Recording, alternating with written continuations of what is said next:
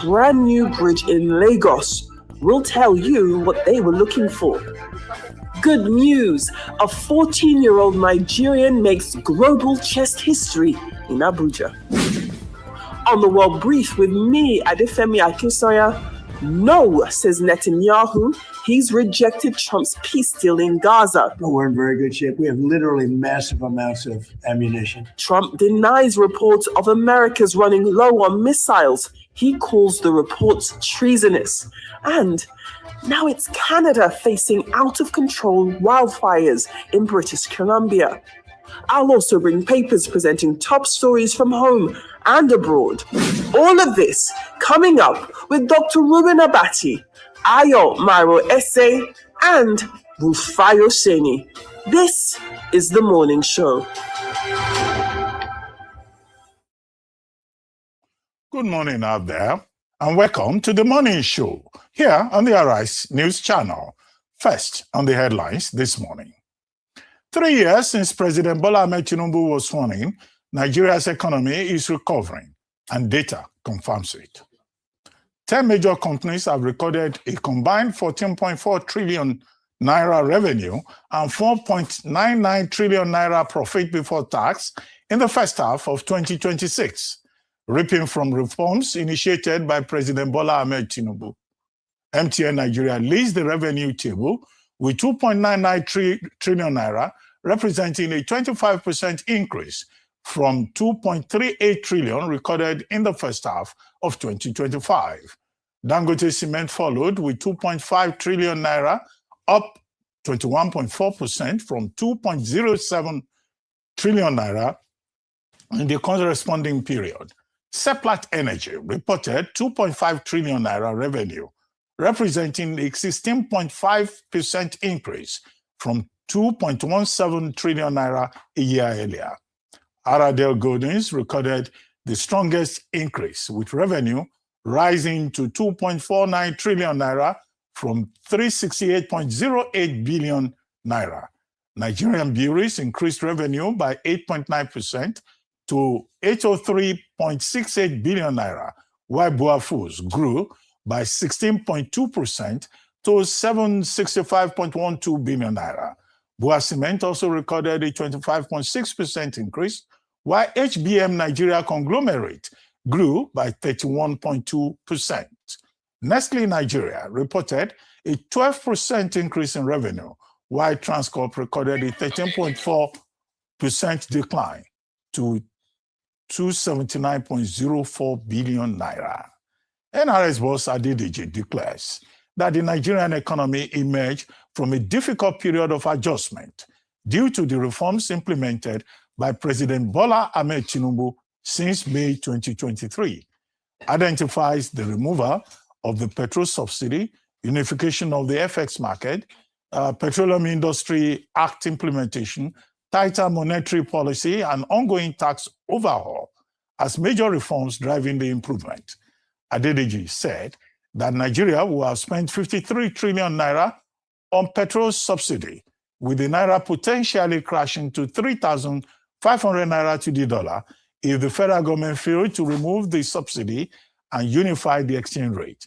NRS boss also states that banking sector recapitalization has strengthened the financial system's capacity to support large-scale corporate financing. The question is, after all the data provided, how does this translate to the common man? What effect does it have on their day-to-day lives?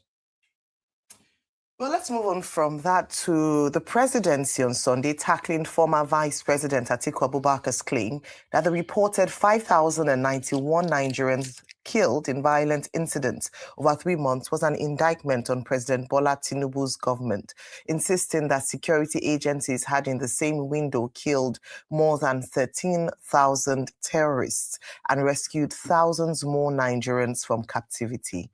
Former Vice President Atiku Abubakar had described the reported killing of 5,091 Nigerians in violent incidents across the country within 3 months as a damning scorecard of the President Bola Tinubu administration. Senior Special Assistant to the President on Media and Publicity, Temitope Ajayi, argued that Atiku's silence on the successes of the government was deliberate, saying it doesn't deserve his politics of despair. The Osun State Governor, Ademola Adeleke, has described a statement by the Minister of Marine and Blue Economy, Adegboyega Oyetola, ahead of Saturday's governorship election as an indication that the All Progressive Congress plans to rig the poll. Oyetola had on Saturday urged Adeleke to prepare for defeat in August 15 governorship election, saying his endorsement of President Bola Tinubu will not save his administration. Meanwhile, the faction of the People's Democratic Party in Osun State, led by former Governor Olagbosoye Oyinlola, on Sunday declared support for All Progressive Congress candidates in the next Saturday governorship election. Bola Oyebamiji Oyinlola said his group decided to part ways with the administration of the incumbent governor, Ademola Adeleke, due to his lack of inclusion in the handling of government affairs. Well, moving on, the governing All Progressives Congress has completed the electronic upload of its candidates for all elective positions ahead of the 2027 general elections, beating the earlier deadline set by the Independent National Electoral Commission. The national chairman of the party, Professor Nentawe Yowata, disclosed this on Sunday, describing the early completion of the exercise as evidence of the APC's organizational strengths, internal coordination, and preparedness for the elections. Meanwhile, the Independent National Electoral Commission, INEC, has extended the deadline for the submission of governorship and state assembly candidates for the 2027 general elections. INEC National Commissioner and Chairman, Information and Voter Education Committee, Mohammed Haruna, made this known in a statement. The new submission deadline is Tuesday, 11th August, 2026. All right. It's a brand new week, and we're starting off with an assessment of some of what has been seen to be the gains, economic gains, based on policy directions and some structural drivers by this administration, by the Tinubu-led administration. Dr. Bati had already mentioned in detail some of the areas in the news earlier, some of the areas, the key areas, specific areas where we've seen the benefit of President Bola Ahmed Tinubu's economic direction, economic drivers, especially, of course, the two key policy directions on resumption of duty as president of the nation, which is, of course, removal of fuel subsidy and the floating of the naira. And the executive chairman of NRS, Dr. Zak Adedeji, also used an opportunity in a recent interview to detail some of the successes, direct translation of the macroeconomic benefits of the Tinubu administration's economic policies. And allow me to just break down some of the numbers that he had mentioned. And then the critical question that was at the end of Dr. Bati's, when he was talking about the news this morning, around the question for a lot of Nigerians this morning, which is, how do these numbers translate to real gain in the pockets of the everyday Nigerian? But before we talk about that, let me talk about the numbers.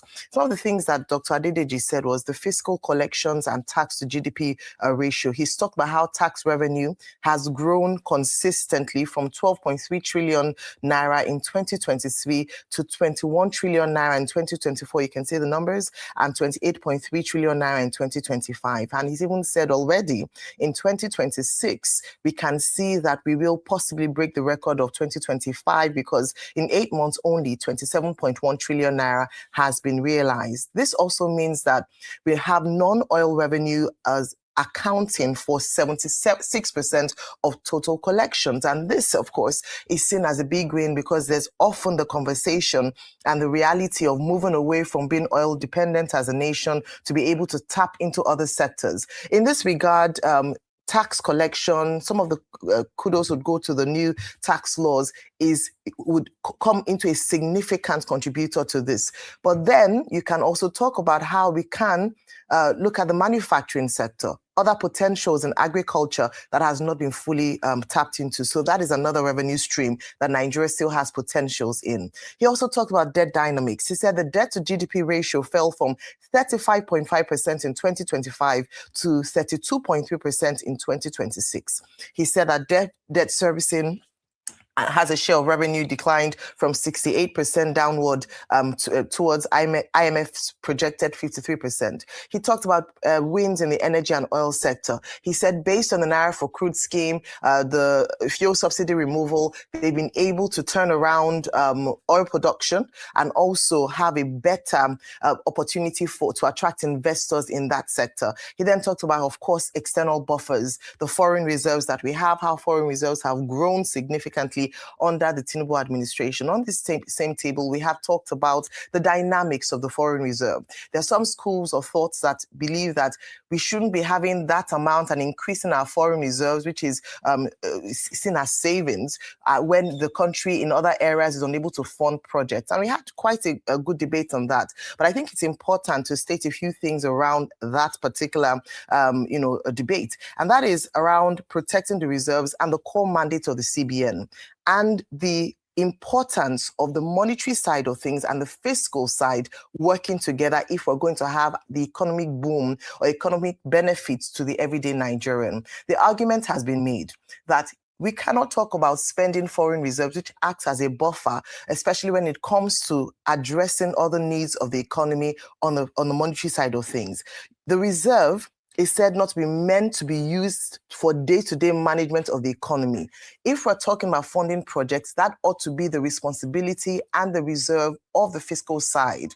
And so if we're asking to spend money in reserve because of projects that are not being funded, it is essentially robbing Peter to pay Paul. And what the CBN governor had argued for was that more pressure and more attention should be put on the fiscal side of things. So the Minister of Finance and Coordinating Minister of the Economy, how can we look at solving the issues around insecurity so that we can have our farmers go back to the farm? How can we solve the issues around power so that businesses will not run to the point whereby they are unable to make profit? How can we ensure that small businesses have an enabling environment to thrive and be able to create jobs, thereby making it more prosperous for the pockets of the everyday Nigerian, and emphasizing the point and the responsibility of the CBN. One is price stability, two is to contain inflation, and of course, three is to defend the Naira. And on their own part, they have done well to ensure that the reserves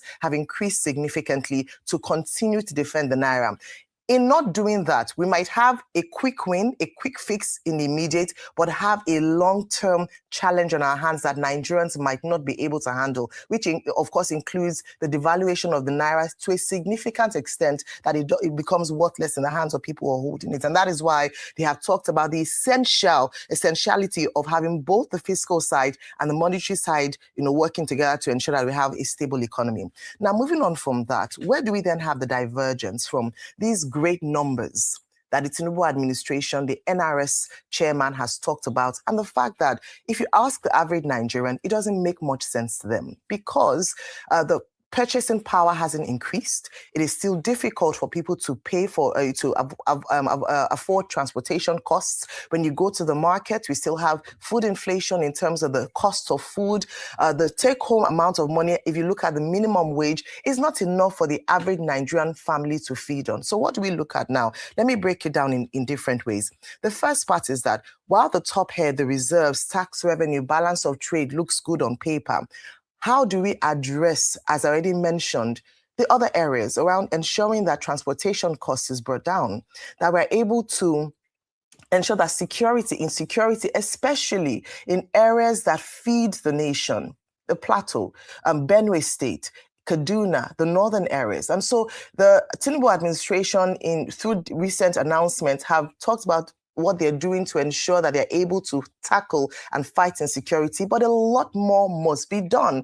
How can we ensure more access to credit for the manufacturing sector, ensure that they're supported and enabled to thrive and be able to create jobs? I said last week that perhaps one of the things that this administration ought to do is to release number of jobs created per quarter, as we see in other climes, and let us see the real wins for the ordinary Nigerian. And then when we talk about sustaining non-oil revenue and also oil production, we are not yet meeting our OPEC quota, and that has been the conversation for a very long time around how can we improve that channel. And this is responsibility, NNPC, and our refineries working. These are certain conversations that must be had.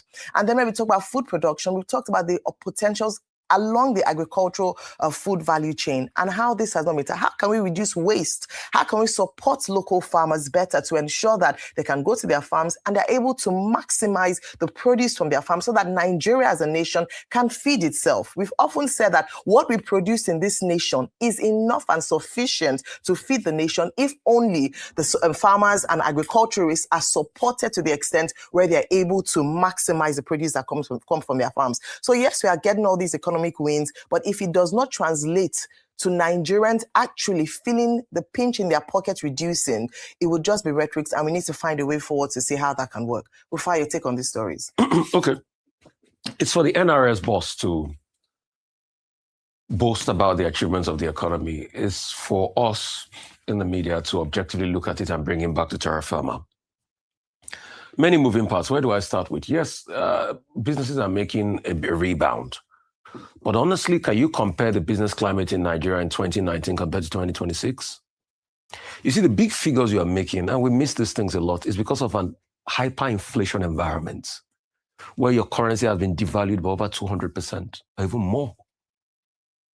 So once you have that, you have big numbers.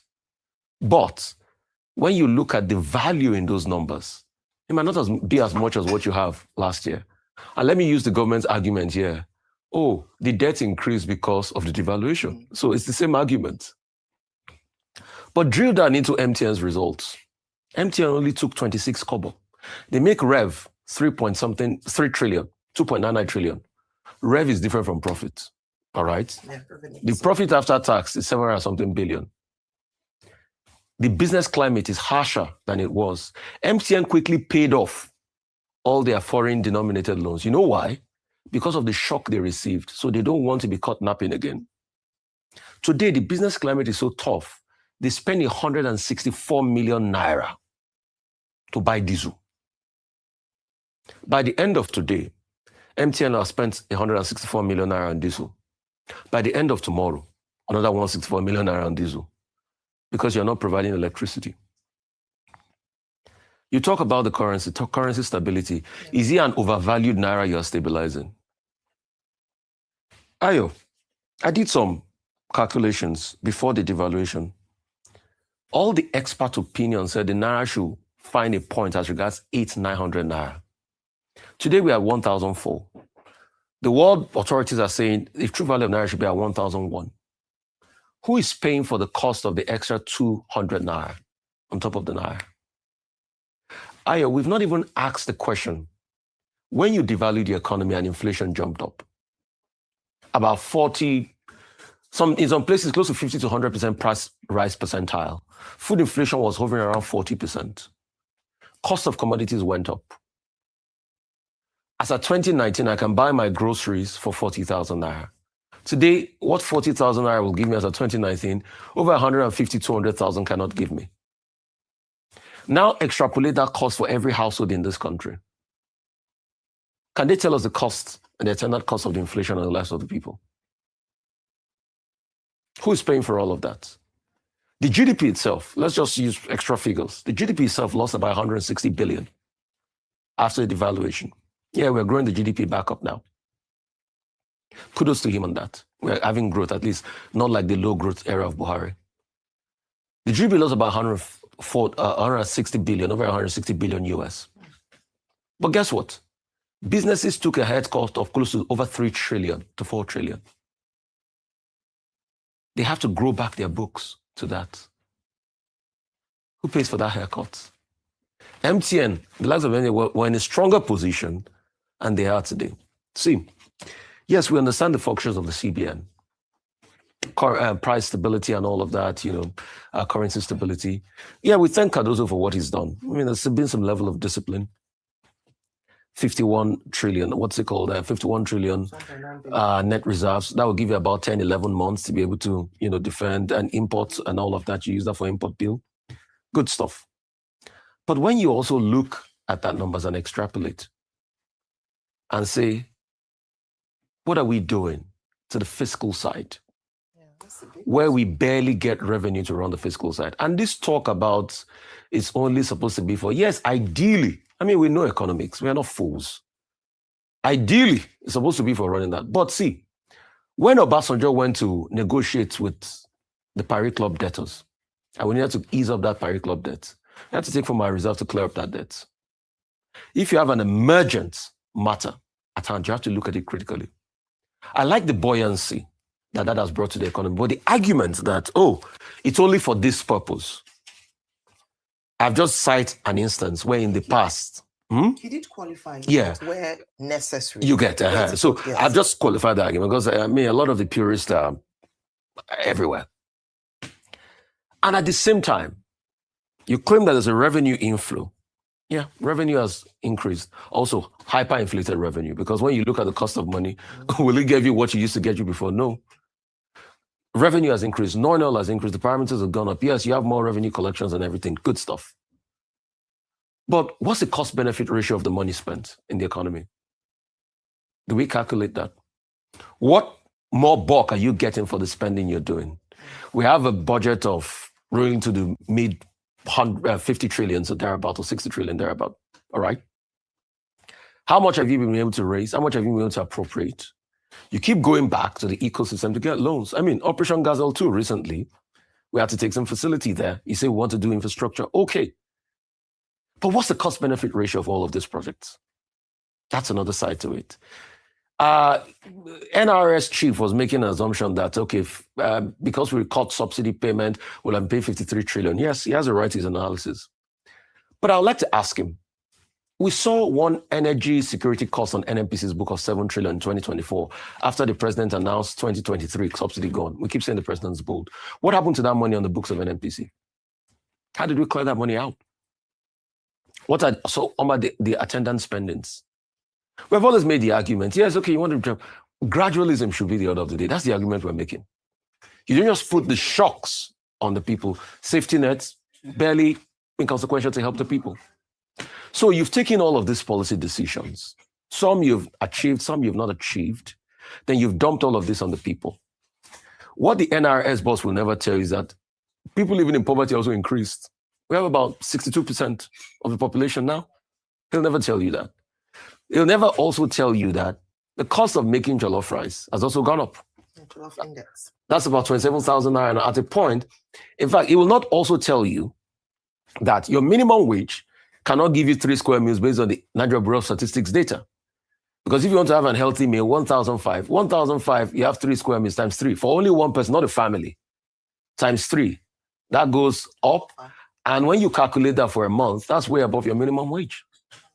So those are also the data sets we also need to look at. Yeah, he's got some wins. I mean, we don't shy away from that.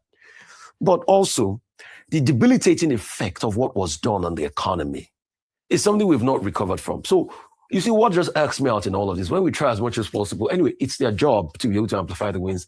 For me, it's to be able to go brass tacks and break down all of these things. So yeah, when we thump our chest and say, these successes, when you drill down into the successes, you could look at the business climate. I have said something, you can fact check me, and the business owners know. He was talking about crude for, what's it called? Crude for Naira. Crude for Naira. Yeah. That thing didn't work. You saw when there was a dispute that regards pricing for Dangote, that he published in the newspapers where he gets his crude from. Most of the crudes are still bought overseas. He doesn't even get the quota they said they were going to give to him at more cost, and you expect him to subsidize. So yes, he thumps his chest, 92% of most of the crude consumed locally from Dangote, yes. But it's for the hard work of Dangote, and that credit goes to a Buhari administration that they now blame today, but it was the same Buhari administration that kept Naira stable. And the Emefiele, they call names today, it was the one that kept Naira stable so that Dangote will be able to build that refinery. So what they tout as a success today, hope they know is the Emefiele that they call names today that made that refinery possible. I'm just making the argument, give a man his credit, because it's so easy. Oh, when they try to trust Dangote refinery, like it's a product of this administration.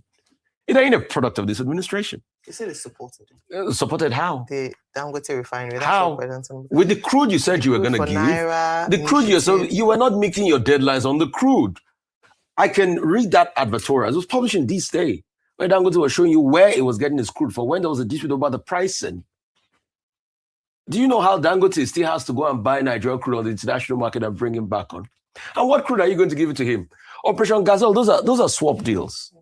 Most of those crudes are already taken out. How many of those deals do we have? I mean, for the life of me, with the new Operation Gazelle 2, 78,000 barrels goes out every day in the country. So for them is to give their own side of the story. Mine is to also give my own side of the story. And my question will be the following. Can this government be honest enough to calculate the cost, what it costs Nigerians to pay the inflation tax of all of these decisions? Let's see the numbers. I have some of the numbers from the corporate side. The corporate sector share of about over 3 trillion in forex problems alone, which, they are rebounding on their books. The GDP share of about 100 and something billion. But the individual cost on the lives of people, like you and I are both paying, can they bring out that cost? And you also talked about job numbers. Can we go back to the calculation of job numbers where we had the figures, not this rebased, they say it's ILO standards that shows about 5%. So, I mean, these are the questions, I mean, we'll keep asking and we need to ask. But kudos to him and the president on the good job they've done in some areas. There's still a lot that needs to be done. We are just more concerned about the people. I mean, this thumping of chest for was for the Wall Street. But the thing about the Wall Street is it's different from the main street. And we're on the main street, we're on the streets. All right, the streets and the Wall Street. Okay, let me start with a subject that seems to fascinate both of you. And I will do so under 3 rubric headings: the person, the subject, the response. Now, in terms of the person, I find Dr. Zach Adedeji's intervention remarkable, to the extent that one of the major criticisms of this Tinubu administration is that you don't have enough people defending their portfolio, standing up for their portfolio. If I were to do a list, not necessarily in order of prominence, I would take Nyesom Wike, who has shown great confidence in defending his portfolio, his assessment, and standing up and saying, I stand with the man who has given me an appointment. I would take Senator David Umahi, the Minister of Works, who has also been very consistent in focusing on the assignment that he has been given and reminding everyone that this is not just a politician given an appointment, that I'm a civil engineer and I understand the language of this assignment. He makes the effort. As recently as last Saturday, it was there was something I saw on Arise News for about 2.5 or 3 hours, talking about Coast Guards, inspecting and all that. So you see dynamism on the part of David Umahi. Then, of course, I think Kaduso, for whatever you may say, I say I don't understand his philosophy of economics because it's not development-oriented. But clearly, he makes the effort, even whether, most people understand this approach or not. And then, of course, you will have Dr. Zach Adedeji, who has been in the forefront of also defending the administration. And what he did yesterday, and what I've seen in the papers today, is a very confident, robust defense of the administration by a man who, demonstrates that he understands his assignment. Because I watched the encounter with Seun Okinbaloye on Channels Television. Seun Okinbaloye kept pushing, but, Dr. Adedeji was able to defend and hold his ground on the basis of data. Not too many people are given appointments, and they are bold and strong enough to say, I understand this subject, and, I can stand by it. Okay, go and check the list of ministers appointed by President Bola Ahmed Tinubu. Maybe you will be able to add 2 or 3 additional to these 4 that I have mentioned. But most of them are just in the clouds. You may say, well, it is a political season. That's why some have come forward and they are defending. But they've been very consistent. It's not just political season that has brought them out. So that should be a lesson in terms of how a president sets up his cabinet. You don't give jobs to the boys. You give jobs to the boys who understand the assignment. That's my first, characterization, we call it in drama, point. Now to picturization.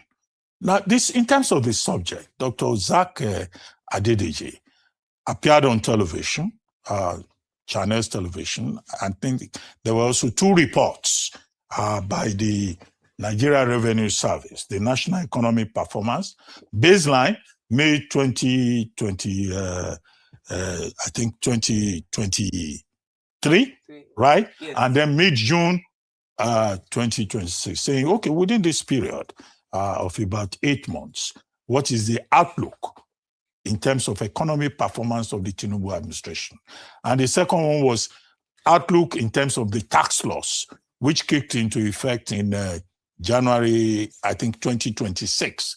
And so at that level, this is the chairman of the Nigeria Revenue Service giving an account and giving an assessment. And basically, my own takeaway, because I tried to watch that interview with Oshibalo from 8 p.m., and then I think it was extended to 9:30 p.m. So I sat with it and I was listening. Now, he said, when they took over in 2023, they met a very tough situation in Nigeria. All the indicators were wrong in terms of macroeconomic indicators. So at the point that the Tinubu administration took over, where were we? And where are we today? And, they kept showing that, chart. Later, they went to other charts on the screen. And from his own argument, it was very clear that there has been significant improvement.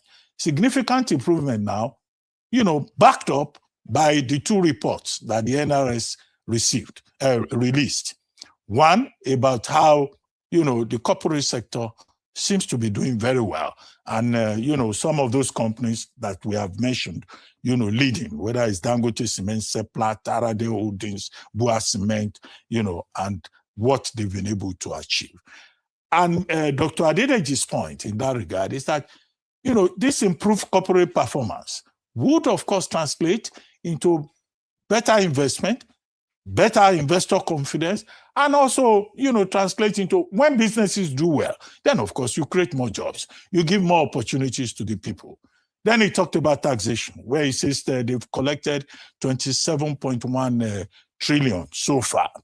Now, I thought he also, he then put all of that in the context of fuel subsidy removal, foreign exchange, changes, and all the things that the government has done, whether it's, student loan or it is recapitalization of the banks, which was also one of the issues, or improvement in domestic refining, a long list. But I thought I had him before I started dozing off, because I'd been watching football, the Falcons, who disappointed us, by the way, before I quickly rushed to the same television set to follow the interview with Dr. Adedeji. Now, he then said, there are rooms for improvement. So it wasn't as if he was giving a saccharine report in terms of debt service to revenue. He said, look, there's a lot that can still be done in that regard. However, in terms of response, Seun Okinbaloye was very persistent in pushing on the grounds of what have the Nigerian people, the ordinary people of Nigeria, what have they gained? He was saying that, look, data is important too. I can see all this data. But IMF is saying the poverty level in Nigeria is still, I think, what did he quote now? He says 67.3%. I didn't bother to double check him because I saw he was looking at either his phone or his laptop. So I assumed Google must have given him the figure that is, presentable. So the question, therefore, is, as many of us, what follows next? And the response of Dr. Adedeji to that is that, look, okay, what the President Tinubu has done is to lay a solid foundation for this reform, considering where Nigeria was coming from. And that the next task is how to deepen these reforms And that when these reforms are deepened, whatever the average Nigerian is expecting, they will even get it double, either in terms of job creation. But he didn't forget to point out also the role of the state governments, which is something that the president himself has talked about, and which many of us agree with. If the state governments are getting more money and they are at a level closer to the people, what are they doing? These are the kind of questions we should be asking. If local governments are getting more money, what is the level of accountability, either at the state level or at the local council level? But I think, it was a good outing for us to get this data and for us to interrogate and for us to raise, some of these other questions. And as to the point about the corporate sector doing very well, after all, the president himself acknowledged it. The NGX, through Dr. Kwaranga, I think I hope that's the correct pronunciation, also admitted that, the NGS is doing well. And it was on the basis of confidence about this capital market in Nigeria doing well that the president said the NNPC Limited, the big cow whose milk we all drink, that Nigeria will float it, will take it to the market 100%, so as to expand the level of private sector involvement and also public ownership. Now, what I've done briefly, therefore, is for us to just focus on the key issues in that regard. The other issue that you brought up that I think is important is, Osun. We mentioned Osun. Now, in Osun State, the main allegation is that a former minister, now a former governor, now minister, Minister Uyitola, was said to have boasted that Amagbalowe, that is, we're going to snatch it from him. Now, ahead of the state gubernatorial election on August 15, I don't think that kind of statement, if it is indeed true that Minister Uyitola made such a statement, I don't think it shows leadership. Nor do I think that it's a statement that promotes the ideal of democracy. You can't just come as an opposition figure and say, we will snatch it from him. Nobody should snatch anything. Either it is ballot box or the result or the electronic equipment that are supposed to, strengthen logistics on election day in Osun State. What people should promote, whatever may be their color, either toad or chameleon or whatever, is to promote the interest of the people of Osun State. Now, Arise newspaper, Arise television, Arise news channel is already planning a town hall meeting tomorrow in Osun State, and it is appropriately titled "The Battle for Osun." That battle for Osun should be fought fairly and freely, and the winner must win squarely, and nobody should talk about snatching of anything, not even snatching of either ballot box or result paper. We wish the people of Osun State well, and we think that the people of Osun State should be the ones to be vigilant, because the eternal price of liberty is vigilance. Absolutely. All right. Thank you very much, Dr. Abati. Talking about that town hall, I was just trying to get it's going to be live here on the Rise News, and I hope that all the major candidates will be available to speak to the people beyond the rhetorics of violence here and there. I think it's important for the people of Osun State to actually hear the people who are vying for the top job, what they would do for the Osun State people if they eventually win. Let's take a short break now. When we return, we shall be talking to Professor Magnus Pakol, Chairman and CEO of Economic Growth and Development Center, Economic Center. Stay with us.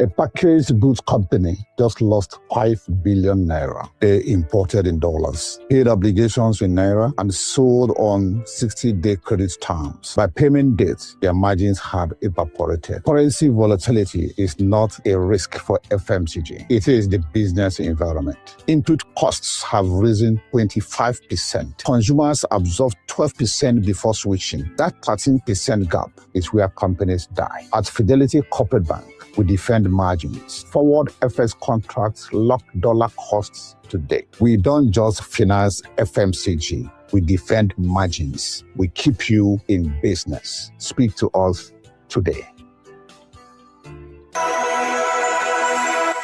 We are Fidelity. We keep our word.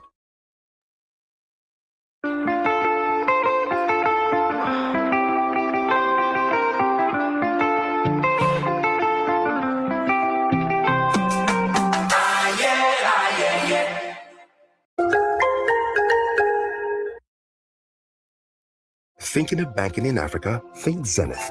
In today's fast-moving, fast-changing world, you need a financial partner that understands your unique expectations. A bank digitally connected across Africa and global financial centers with the enabling platform to facilitate seamlessly whenever, wherever, however.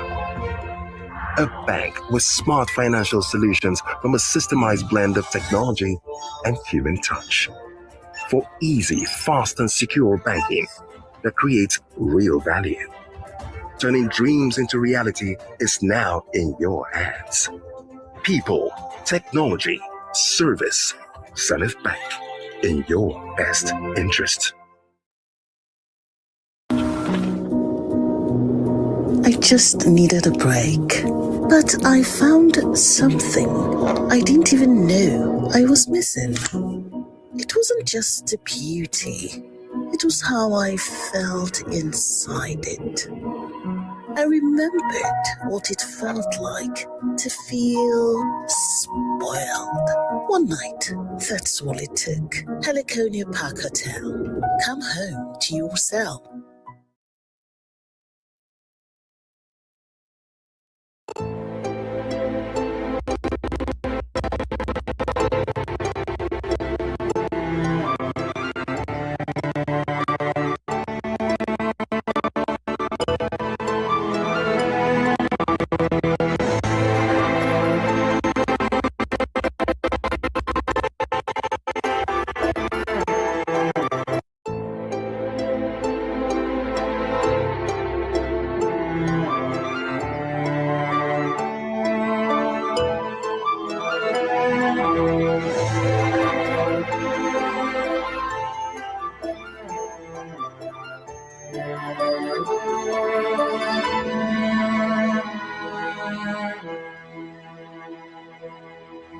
Polo, the reward of success.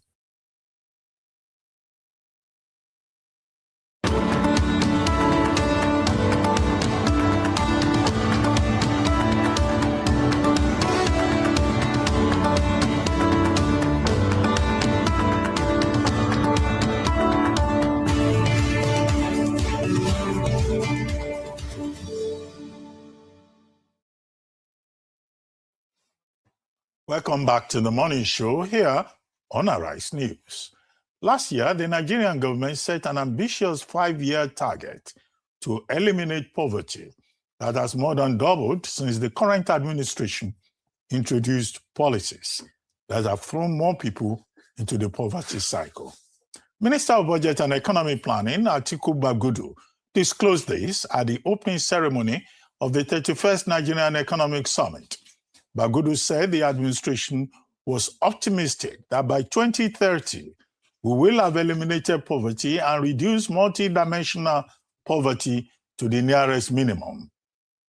Bagudu stressed that President Bola Ahmed Tinubu-led administration was prioritizing job creation in digital skills, agriculture, and creative economy and innovation. Joining us on this show to review the current poverty alleviation initiatives and proffer better alternatives for the renewed hope agenda to impact the grassroots is Professor Magnus Bacco, Chairman and CEO of Economic Growth and Development Center. He served previously as Chief Economic Advisor to former President Olusegun Obasanjo, former Chairman of the National Planning Commission, and former National Coordinator for National Poverty Eradication Program, NAPEP. Good morning, Professor Parker. And let me just say, quite a great delight to see you again and to have you on the morning show. Yes, my Good to see you. Yes, my friend, Dr. Abati, long time. Really But I watch you all the time from everywhere. You are just wonderful. You guys are doing a fantastic job. Thank you. And I want to also greet Ayo and Rufai. Good morning. You guys do an excellent job. Thank you, sir. Thank you. Good morning. Good morning. Well, Professor Parker, I mean, this is familiar territory for you. Poverty measurement, poverty indicators, development index, and all of that. And this morning, we were just responding to statements by the Nigeria Revenue Service in terms of the achievements of the Tinubu administration's reforms, and quoting Dr. Adedeji saying, well, the challenge now is to further deepen the reforms so as to further meet the expectations of Nigerians. But this issue about poverty keeps cropping up. People are saying, for how long will Nigerians remain in poverty? When would the structural reforms begin to have the desired effect in terms of day-to-day translation? And also, exactly when? Where are the people? Is it IMF saying the below poverty line population is about 67.3 or thereabouts? So when would that number reduce? Where do you think the pathway is? What do you think is the area of omission in terms of present reforms? Yeah, thank you very much, Dr. Bati. Basically, I believe that the number one challenge facing Nigeria, facing Africa is poverty. And the problem is we've got to find the antidote for it. And as I say everywhere, that always and everywhere, the number one antidote to poverty is capital. So if we're going to end poverty, we're going to have to find capital. We got to get people access to capital. That's what the other countries have done that have overcome poverty. Today, China says that they no longer have extreme poverty in China, that is 0%. I mean, we believe it's a little bit higher than that, but they say they no longer have it. But in Nigeria, as you said, we definitely have a poverty rate of over 60%, depending on how you measure it. If we use higher measures like $5.50 per person, it gets much higher. Then you get almost like 92% of Nigerians classified as poor. But if we use the $3 a day statistic that we've started to use in the last couple of years, then it's somewhere over 60%. But let me say right away that I think that the president and this administration has done a pretty good job. Matter of fact, I think a fantastic job with the macroeconomy. There's no doubt about it. I mean, I'm extremely delighted with the work that the governor of the central bank is doing. He's doing a fantastic job, excellent job. And also the Minister of Finance, I think they're doing pretty good with the macroeconomy. The problem is, how do we translate that? This sort of stability that we have now in the macroeconomy, how do we translate that into the microeconomy?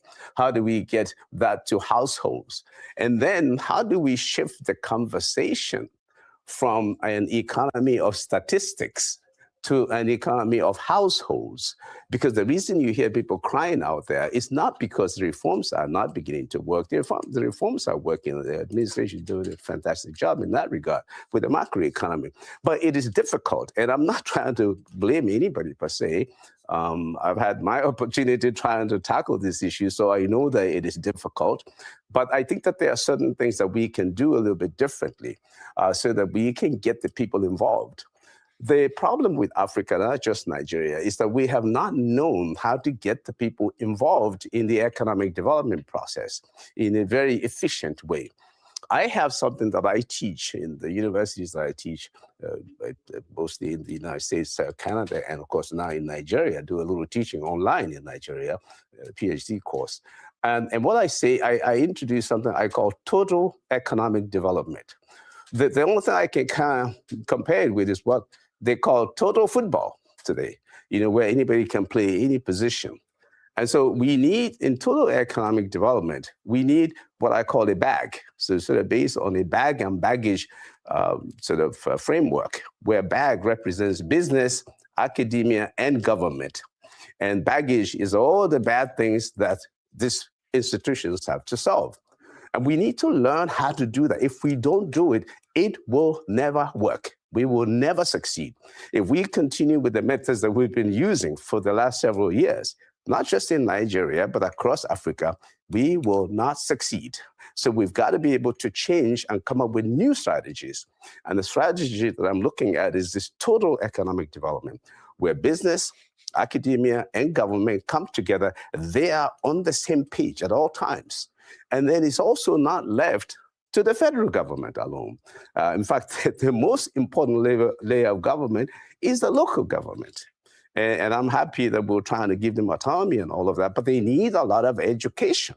Our people need financial literacy.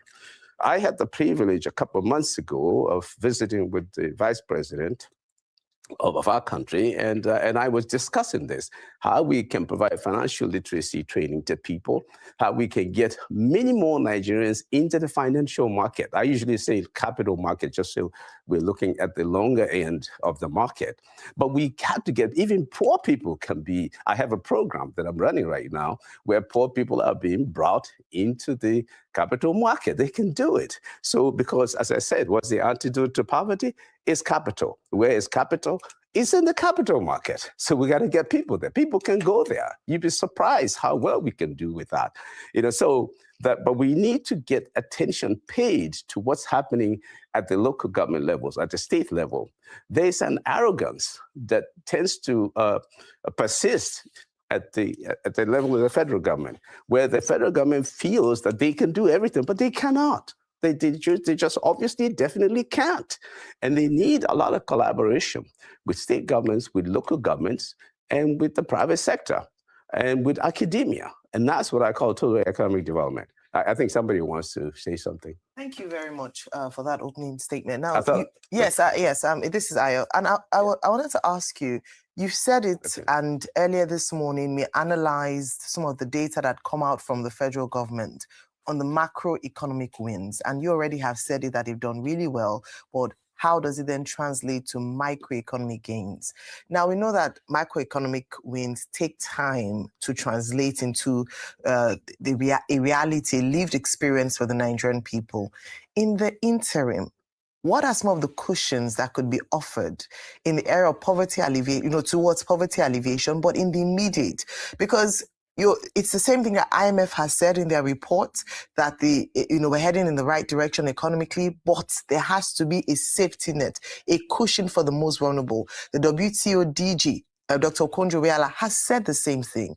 Where is it that the government is missing, so that whilst we wait for these macroeconomic gains to translate, at least the most vulnerable people are protected from the shocks of the reality of these policy decisions? That's a very good question. I'm going to say something that might be surprising. First of all, let me start from a premise. I published a book in December. It's called The Living Secret. And I argue for something that I call flow. That's full local ownership.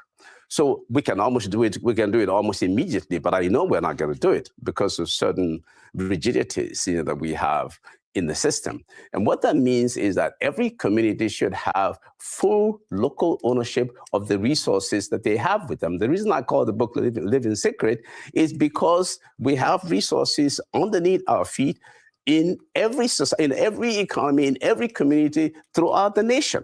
If we allow people to have some access to these resources, almost immediately we will transform their level of living to something really, really magnificent. But we're not doing it. Okay, in that case, then let's do what I call a PLO, not the Palestinian Liberation Organization, but partial local ownership. So where we let the people have some of this, then when we change our laws and all of that, we can do the full local ownership. But let's have partial local ownership. In the Niger Delta, for example, we can take some of the 13% derivation money that is coming, and we can distribute them at least to senatorial districts and set up trust funds and development corporations. These can be done almost immediately. We can provide a lot more training to local governments to be able to run these activities, and you will see the results within a matter of a couple of years. But that notwithstanding, we have the conditional cash transfer program, which I, my humble self, introduced into Nigeria sometime back during the last days of the Obasanjo administration. But I think that that program is very costly and really should be meant for the poorest of the poor. There's no way that that's going to be comprehensive enough to cover the nation. I had made a trip to Mexico many years back to study their conditional cash transfer program, which was extremely robust. And I told the authorities in Mexico at that time that was called Oportunidades. And I told them that it would not work. It was too expensive. They would not be able to sustain it. The same will happen in Nigeria. There's a way that I had designed the program, but we kind of moved away from it. You make it in such a way that it's sustainable, so that you can continue over a long period of time, getting real poor people into it. I'm going to say something now. I think we should have a type of subsidy. I know that subsidy is gone, but I believe that we have to be able to subsidize transportation for the poor. In other words, those CNG buses should come back, because I don't see them when I come into the country. I have difficulty seeing them. Maybe they're out there somewhere and I've not looked well enough. But we need those CNG buses. We need the so-called keke, napep. We need taxis, the public transportation vehicles. We can give them a temporary economic assistance card that they use to buy fuel, so that we can lower the cost of transportation. The problem that people are having, there are three things you can look at. There's a price level, there's a cost of living, and there's inflation. So inflation is the speed at which you go from one price level to the other. And that's been really too fast for Nigerians. So your income is not growing fast, but your cost of living has risen extremely high. So people are stuck, and poor people have no way of adjusting. The reason you see people crying and complaining is because they don't know how to adjust to the new level, the new price level that they're facing. Their cost of living is become really prohibitive for them. And that's the problem that people are having. We can solve these problems, but we have to be able to come together quickly. As I said, it can be done, but we cannot rely just on the conditional cash transfer program. That's a very expensive program. It needs to be done. It should be done, but it has to go only for the poorest of the poor.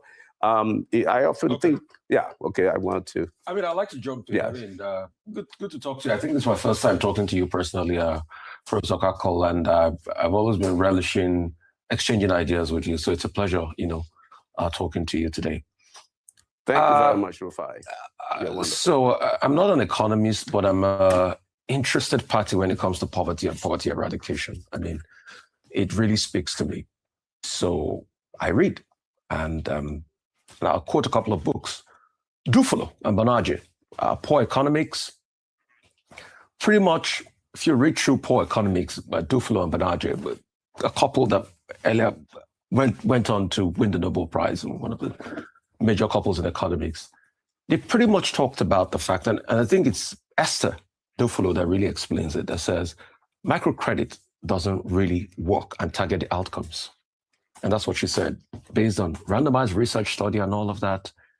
It puts money in the hands of people, makes them go after big goods and things like that. Doesn't improve health, doesn't improve educational outcomes and the likes and all of that. So she talks about not even channeling aid into microcredit, because over the years, we have all done the Grameen back model. In fact, I think way back 1993 or thereabouts, or the early 90s. What's his name now? Babangida then with Maria Shokenu sort of wanted like a Grameen back model here when they had the People's Bank. And we all know how happened, and Taisho and I mean, we all know that story, how it panned out. But that's what we've always believed all this while. But it didn't help. It didn't work. I mean, Even Mohammed Yunus was given the chance to be able to run his own country recently with all that modeling. It didn't still work. But a model that has been able to work, that's targeted those outcomes, has been Bolsa Familia in Brazil, where most of the kids that got onto Bolsa in early 2000, by 2019, the exit rate for those kids were about 65%. And when you look at those that came to pay Lula back the favor and voted for Lula in the last election, those were the kids that benefited from Bolsa. What can we learn from Bolsa, and how can we tweak microcredit? Thank you very much, Rufai. So now, first of all, I followed Bolsa Familia for many, many years. If you notice, when the other president came, he stopped it because it can also be unwieldy and expensive. But it's a good program. I support the conditional cash transfer program. Bolsa Familia, they were the largest conditional cash transfer program that we had in the world that people were looking at. And then, of course, the oportunidades that I talked about in Mexico. And then we introduced our own version of it. So it is a good program, but it covers all those things you mentioned. It covers health, covers all these different things. Now, as you know, we all know that Nigeria today sits in last place in terms of life expectancy. That's the reason for that. It's just getting about 55 years of age. But it's an embarrassment, you know, that in the whole world, an oil-producing country like Nigeria should be last place in life expectancy, or even be amongst the bottom 3, 4, or 5. It is really bad. It suggests what you just said, that we're not doing well with maternal mortality, infant mortality, with feeding, with health, and all those kind of things. But the way to overcome it is to create jobs. Is to produce more. The real problem that we have in our country is that we are not producing as much as we should. There's a difference between productivity and productiveness. And I want Nigeria to be a little bit more productive. So we need to increase that level of productiveness so we can produce a variety of goods and services like the South Koreans are producing. We used to be at par in terms of per capita GDP, even at market exchange rate with South Korea, say about 1970. But today they're like 25 times what we are. It doesn't matter how you look at it. If you look at it in terms of purchasing power parity, they're about 9 times what we are, but 25 times what we are looking at using market exchange rate. The reason is because we're not productive enough. And you cannot sustain a conditional cash transfer program in an economy that is not productive. So you got to be able to have products that you are exporting. You got to get the innocence, all these different vehicles. The government should buy these vehicles. You know, we should get people working. We need to get the local governments to pay more attention to being more productive, produce goods and services. Every local government should be charged to see what are you exporting to the world. Look at the Chinese today. The reason they can say they have literally 0 poverty rate is because they are productive as productive as anybody. I mean, they're more productive than anybody else in the world today. They're producing things that are exporting all over the world. And so we can do the same thing in Nigeria. We can. And what we've done with the macroeconomy is excellent because it's a good foundation to build on. So we don't criticize that whatsoever. But I think we have to all work together, academia, business, local government, state governments, with the federal government to try to see how we get this to happen at the lower levels. And that's what the conversation should be about. And I just said that it can be done. We need to create trust funds. We need to create development corporations. We don't have them. If we have them, we don't have them nearly enough. We got to be able to do these things. Nobody's going to come from outside and do it for us. We have the capacity to do it, and we can do it. And I just, especially local government leaders, our mayors, our local government chairmen, they need to sit up a little bit more and take these financial literacy classes, get their people organized, bring companies in by making their communities such that people want to come set up businesses. When we talk about investment, it doesn't have to come from outside. We have investors within Nigeria, and states should collaborate together. There was a time when I was in government. The conversation on microcredit as we wrap up. Microcredit, yeah, Yeah, microcredit is fantastic. Let nobody tell you that microfinance is not. In fact, I'm working a program now with microfinance institutions. This morning, matter of fact, this morning, I'm going to be having a conversation with the leaders of the National Association of Microfinance in Nigeria. They are an excellent organization. In fact, everybody should support microfinancing because that's the way you get closer to the people. It may be that the way that they're operated now may be a little bit too high for our people, but we got to make them understand that they need to work closer with the people. I support microfinancing extremely well, extremely. So I think that we should all look at how we can work well with them. I am working with them to try to be sure that, because they are closest to the people. There's another institution called Microfinance Institution. They are not as formalized. They are not supposed to be as formalized as microfinance banks. Because you see, you'd be surprised how many Nigerians, what percent of Nigerians take loans? I'm not even sure it's up to 10%.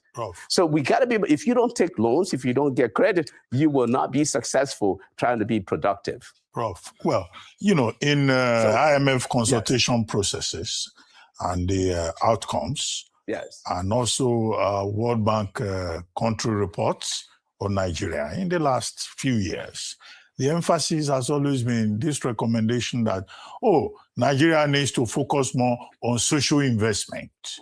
Now, social investment, it looks doable. In terms of what that concept represents. Why is it that it has been so difficult for Nigeria to, see that through in terms of social investment? And in fact, these social investment projects that we have seen, there have been major areas of doubt and suspicion in the governance process. Why is that the case?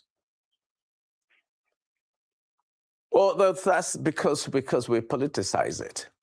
It should not be about a party. The social investment program of a country should be extremely transparent. It should be for the poorest of the poor. It's like you can have a poverty reduction program, where it's like the way I look at that, it's like you have water in a house and you connect a hose to it with a machine outside, and then you pump the water out. But you get to the point where you have puddles on the floor. It's very difficult to pump that out, so you got to wipe it. Now you have poverty eradication. What helps you to do that is social protection programs like social investment.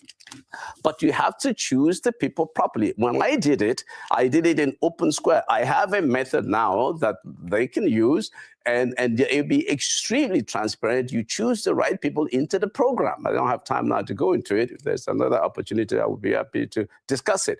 But when you choose the right people into the program, it makes it better. People tend to support it. There's transparency in it. You digitize it. But I know the Ministry of Humanitarian Affairs and Poverty Alleviation, I believe they're trying to look at that somehow. So, but I think we can do a better job making sure that we get only the right people. But my fear always is, can we support it? Can we give it sustainability? It is a very expensive program, but I have a way that is connected with microfinancing. In my belief, doing the social investments in Nigeria without connecting it to microfinancing will not work. It will not. It will fail eventually. So we have to find a way that we connect them with this microfinance banks or microfinance institutions, and it will tend to work better. But you cannot run, if there's a moral hazard in the government taking it over completely by itself, because that's if you're doing microcredit. Don't do microcredit where it's just the government that is doing it. You've got to do microcredit where it is market-driven. There is a way, as I said, that we can do that, but it's difficult to get into that now with the short period of time that we've had. Well, I think we definitely would love you to come back here on the morning show and just talk a bit deeper on these schemes that you talked about and what you've been able to design yourself that has worked. Thank you, Professor Pakwall, for your time with us this morning. It's time now for a short break on the morning show. When we return, we'll have Adefemi Akinsoya join us for World Brief and to review top stories in today's newspapers. Stay with us.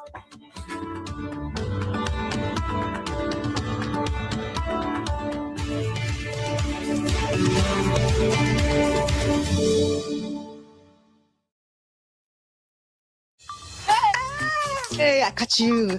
I find out what you do. I just download Glow Cafe app. Waiting now on it. It did do everything. You check balance. See, did that road. Special offer. Plenty. Aha, you get that one. The dark pass coffee. You get security. Double verification. You dey pay bills. 100. Music unko. You go turn DJ. Video games. No darling. Baba, come. You get movies. You get Glow TV. Delete yourself. I bet what be that one.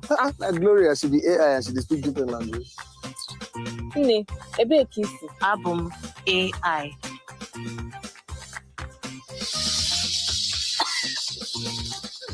I bet this in the cook.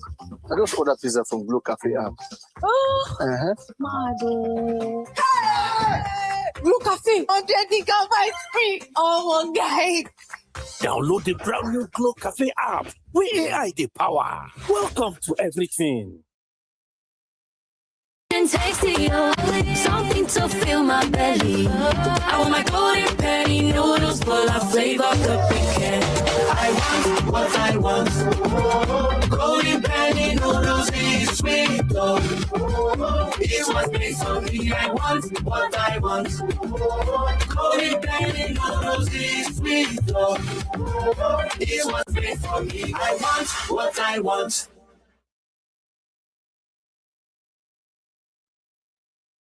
Hey, honey, we missed you. Grandma misses you too. Home is in the moments we share. You have a great idea. With a blend of selected herbs and spices, Onga brings home even more taste and aroma to your favorite dishes. Great.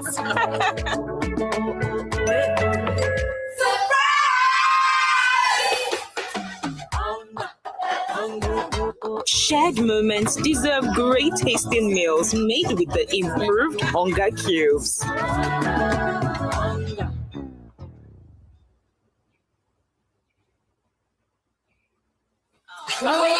Enjoy the taste of home with Onga chicken and beef flavor.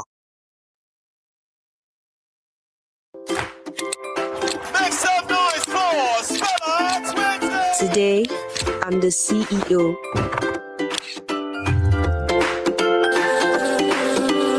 So here is your CEO for a day. She's an amazing individual and she's a worthy champion.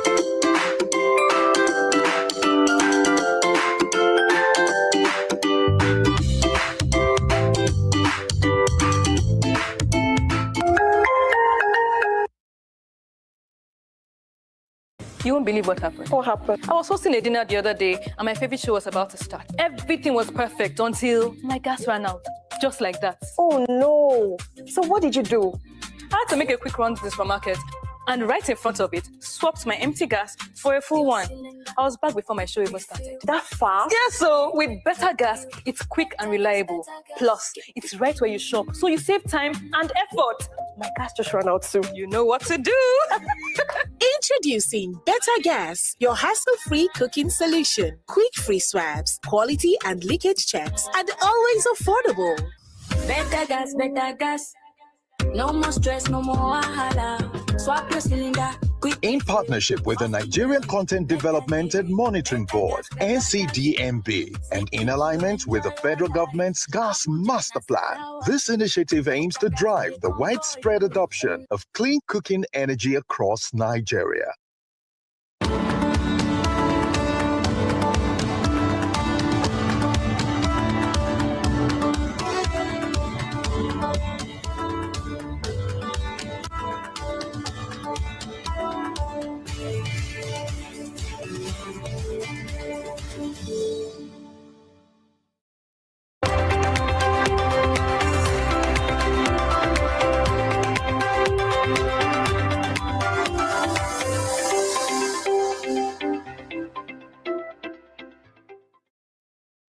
Welcome back to the Morning Show here on the Arise News Channel.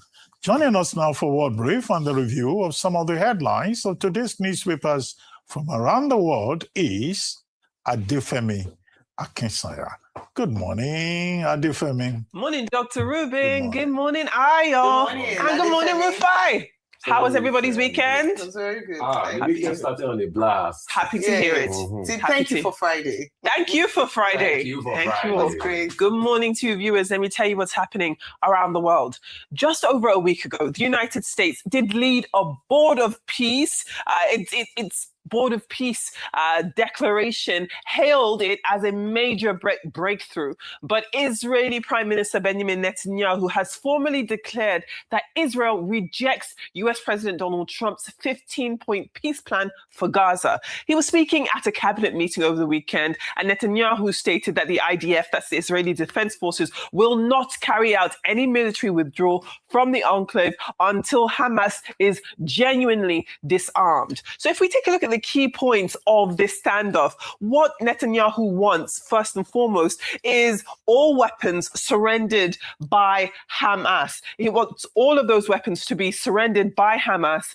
And also he says that his forces will not pull back a single millimeter until this is done. He's also calling for a rejection of a Palestinian state. Netanyahu has doubled down on his vow that no Palestinian state will ever be established in Gaza or in the West Bank. And then there's the domestic political pressure Netanyahu is facing. He does have this hardline stance, and this hardline stance does come on the heels or on its way to the national elections taking place in Israel on the 27th of October. Far-right members of his governing coalition, such as National Security Minister Itamar Ben-Gvir, they have heavily pressured Netanyahu to ditch this US plan, and they call the draft essentially unacceptable. So we'll see what happens off the back of that.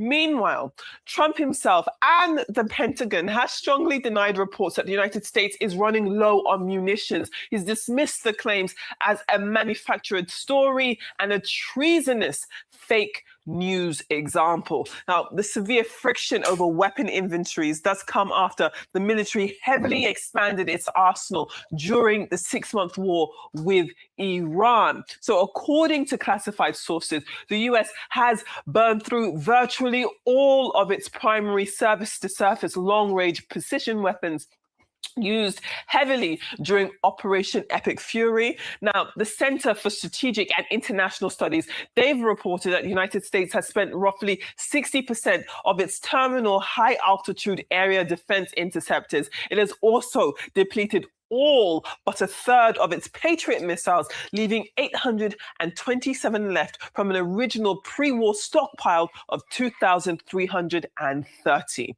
Trump says it's not true. We'll keep that in mind. To The Hague now, where the International Criminal Court is trying to persuade Chad and Venezuela to reverse their exit notifications, pleading with them to resolve their grievances through internal dialogue instead of walking away. Now, both countries, Chad and Venezuela, claim that the court suffers from severe geopolitical bias and disproportionately targets nations in the global south. Chad's decision was further accelerated by heavy-handed pressure from a senior US diplomat, according to reports, while Venezuela's exit has been openly celebrated by the Trump administration. Next is a mandatory 1-year transition period under Article 127 of the Rome Statute, meaning that their withdrawals will not become official until July of 2027. Now, the ICC has confirmed ongoing investigations into alleged crimes committed while they were members will legally continue despite their departure. Let's take a look at our newspaper headlines from across the world. As always, we begin with the front page of This Day, and it does go with the Nigerian Revenue Service Chairman, Zach Adedeji, saying that the Nigerian economy is recovering after a difficult adjustment period under President Bola Ahmed Tinubu. Now, tax collections did rise to 27.1 trillion naira in the first 8 months of this year, 2026, while crude oil production also reached about 1.73 million barrels per day. So this day, we do see that 10 major quota companies recorded a combined 14.4 trillion naira in revenue and 4.99 trillion in profit before tax in the first half of 2026. These companies include MTN, Nigeria, Dangote Cement, Seplat, Aradel, and BUA, recording strong growth, while the Nigerian Revenue Service attributes the improved exchange rate stability, tax reforms, but also stronger oil production, as well as increased investor confidence for these boosts. Let's take a look at the Daily Trust up next. It is Going with military personnel set to receive a new salary structure from the 1st of September, with the increase ranging from 30 to 80%. Now, a private, for example, will earn 187,200 naira, while a general will receive 3.25 million naira every month. This is with about 250,000 personnel expected to benefit from these pay rises. Also, if we move on to the Punch, we do see that the PDP faction just over here, they've decided to throw their weight behind APC candidate Oyebamiji ahead of the August 15 election. A reminder that the Arise News Town Hall, the Battle for Osun, is live on Arise News Tuesday, August 11th from 11 a.m. That is tomorrow, immediately after the morning show. Do stay tuned for that. We're looking at the New Telegraph thereafter. It does go with INEC. INEC has published the names of 19 presidential candidates for the February 2027 election. These, of course, include President Bola Ahmed Tinubu, but also Atiku Abubakar, Peter Obi, Donald Duke, and Omoyele Sowore. The paper does profile some of the major contenders, and it is quite an interesting read.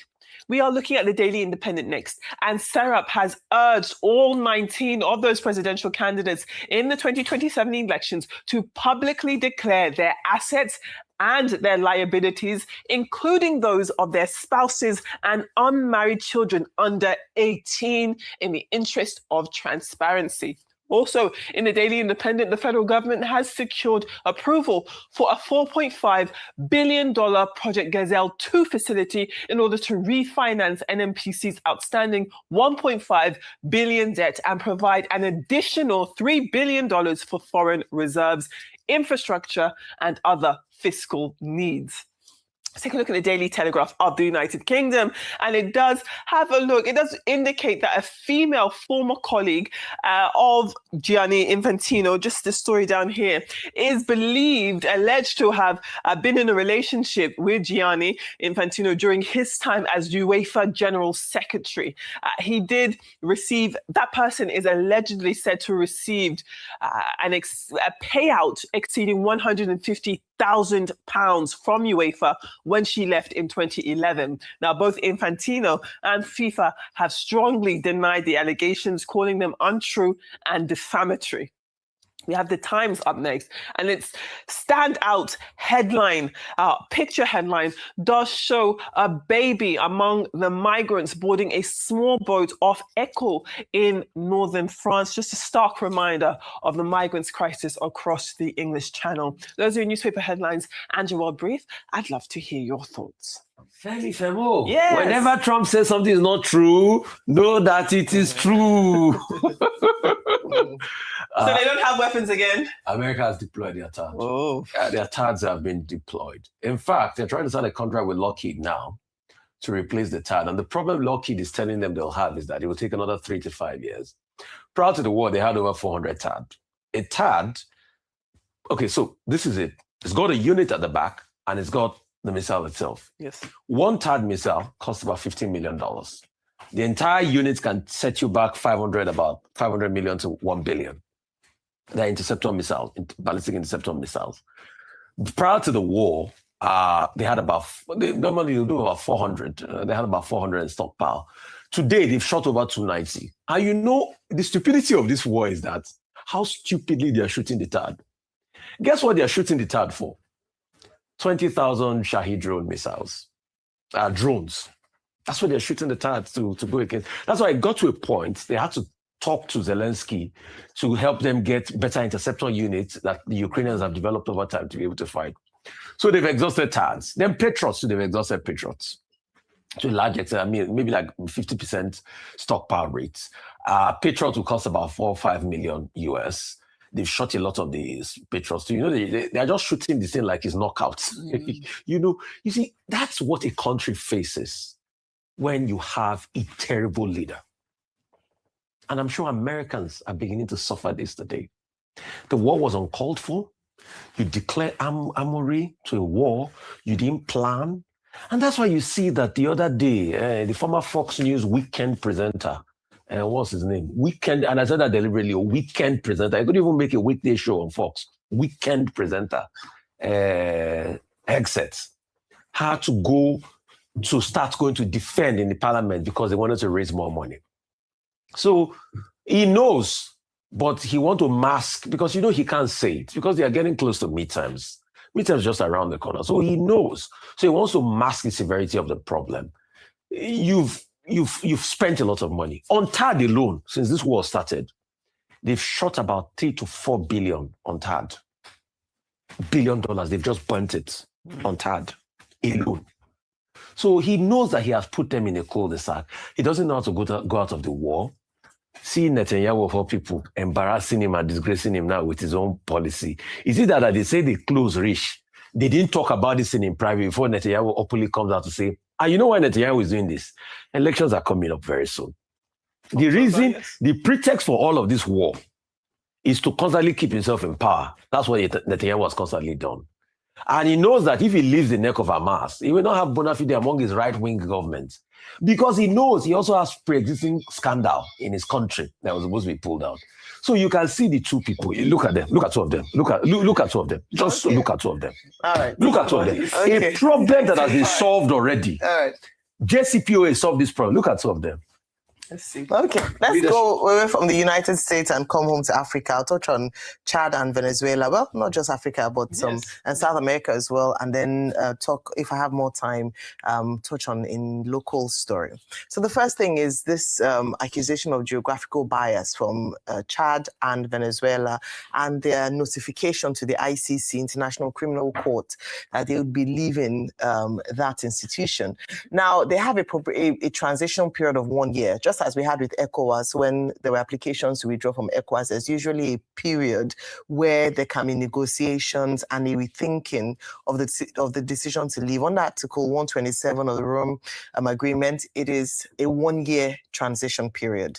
And so the ICC is trying to encourage them to stay back. But I don't know if within this 1 year cycle, they'd be able to address the critical concerns of both countries. In Chad's instance, they're saying that the ICC concentrates and is a bit harder on African nations when you compare them to other countries around the world. When it comes to justice and investigation or upholding justice in these areas. For Venezuela, they're saying it's the same thing, but this time they added South America to it. Now, what this does is that it deepens America's push for countries to move away from the ICC, which they themselves are not a part of.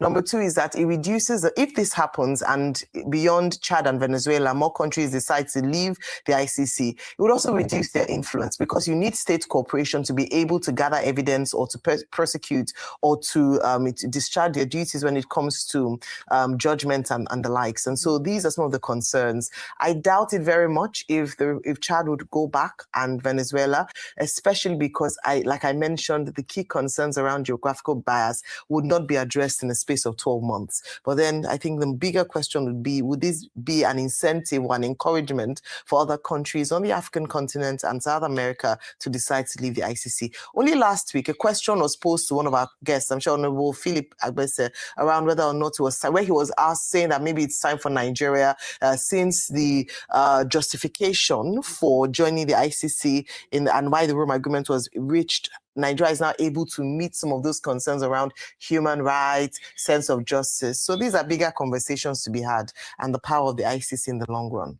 Thank you. Okay, the Rome Statute, which is the enabling piece of agreement for the ICC, was ratified in 1998, but it came into force in 2002 with a total of about 125 state parties, as they are called, to address the issue of aggression, crimes against humanity, and also, crimes against humanity in the world specifically, and genocide, crimes of genocide. Now, over the years, the controversies about ICC has been one, the question of legitimacy with regard to sovereignty. And it's on the basis of that that countries like India, Russia, China, the United States, and also Israel have refused to be part of the Rome Statute, saying that they cannot fall under the jurisdiction of a supervening, authority. The second has to do with the point about geographical bias, which is simply that the ICC is seen as a neo-colonial imperial force, and that is the position of countries in Africa and also in Latin America. In Africa, as far back as 2013, we had the African Union, September 2013, Kenya taking a matter there to say that the 23 parties in Africa should withdraw. And it's not only Kenya that made that point. When Uhuru Kenyatta and William Ruto were called before the ICC, there were other countries involved. We have had Uganda, we have had Ethiopia under Hailemariam Desalegn, we have had countries like the Gambia most recently, and then the current ones are Chad, and, before Chad, Burkina Faso, Niger, Mali, threatening that they will pull out of the ICC. So the major issue here, however, is that would more member countries also say they will pull out? And if they pull out, what would that do for the relevance of the International Criminal Court? The thing to note, however, is that out of the 7 persons in custody of the ICC at the moment, 6 are from Africa, if that would be of any help. But there are countries like the Philippines that also pulled out, particularly under Duterte, Rodrigo Duterte. Now, as for Trump saying, okay, we have not run out of munitions. Well, it's Trump's word against what the Pentagon is asking for. The Pentagon went before Congress to ask for an additional 1.5 trillion for, extra munitions, particularly THAAD and the Patriot interceptors. Now, the same Defense Department went to the defense industry leaders to say that they should give an aggressive schedule of delivery, and they've given them a 21 days notice. So the establishment is saying one thing, Trump is saying another thing. I would rather go with the establishment, the relevant institutions, than President Trump. Thank you very much. We'll take a short break now, and when we return, we'll be talking to Dr. Bayode Lawrence, Director of ICT at the Independent National Electoral Commission, INEC. Stay with us. We'll be right back.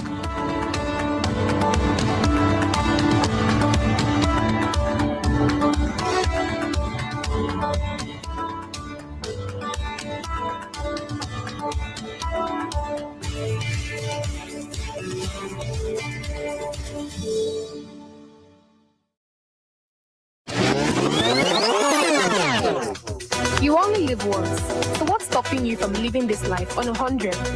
The youths of Aba and Enugu showed up and showed out at the gathering on 100.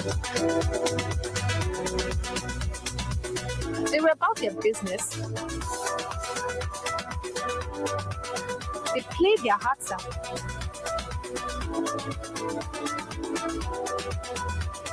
And had the time of their life.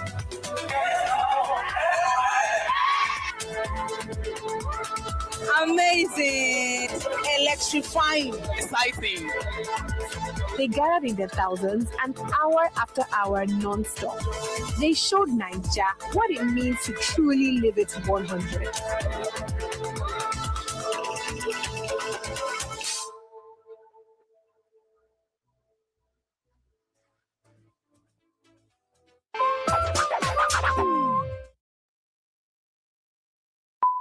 We interrupt this broadcast for this special announcement.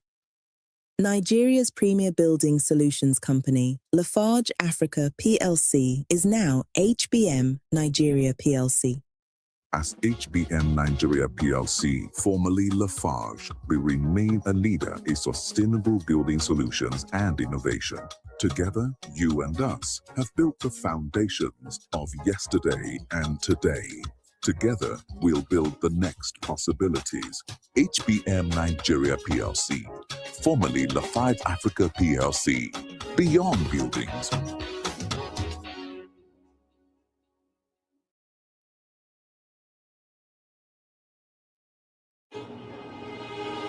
Excuse with me, ma. This is your 100% in Babes, are you sure you want to spend this much on hair? Since your landlord just increased rent. I saved for this one separately on Money Point. You say you save on Money Points? Yes.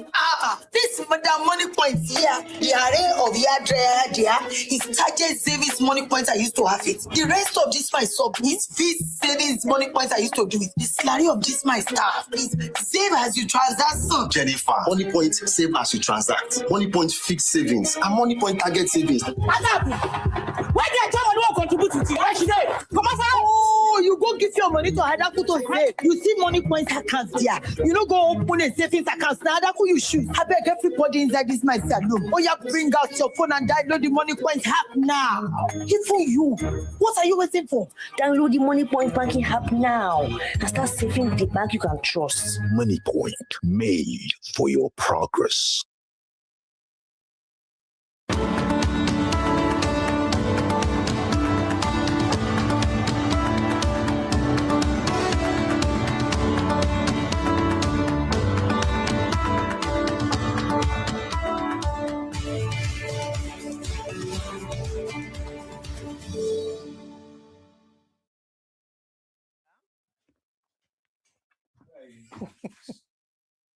Welcome back to the morning show here on Arise News. The Independent National Electoral Commission, INEC, battled technical glitches during its mock accreditation exercise in Osun State after the bimodal voter accreditation system, also known as BVAS, machines failed in some designated polling units. The incident immediately raised concerns among election observers and civil society organizations who argue that a failure during a control test could undermine public confidence in the electoral process if left unaddressed. Reacting to the mock exercise, INEC chairman Professor Josh Amupiton, SAN, said the issue has been fixed, noting that the mock exercise was to test the functionality of the modern voter certification system in place for the election. Joining us on the show to provide insight into the glitches experienced during the mock accreditation exercise in Osun is Dr. Lawrence Bayode, Director of ICT at the Independent National Electoral Commission, INEC. Good morning, Dr. Bayode. Thanks for joining us today on the morning show. Good morning, Ayo. Good morning, Dr. Bayode. INEC is going to have his dress rehearsal, his dress rehearsal ahead of the 2027 general elections in Osun. So that's a reason, one reason why everybody should be interested in Osun. But when you did the mock accreditation exercise, we were told that, okay, there were glitches, a very familiar experience with INEC, recurrent. And then, of course, BVAS also failed. But the INEC chairman said, oh, that was fixed within 1 hour. Now the concern now is, one, is INEC now ready for the election on Saturday this week in Osun State? 3,673 polling units, 30 local governments. 12 of those 30 local governments considered problematic, where anything can happen. So is INEC ready? The second point is that, yes, during the mock accreditation exercise in Osun, it was possible to fix it perhaps in 1 hour. What would possibly happen if you had such, glitches and BVAS acting up during the general election in 2027?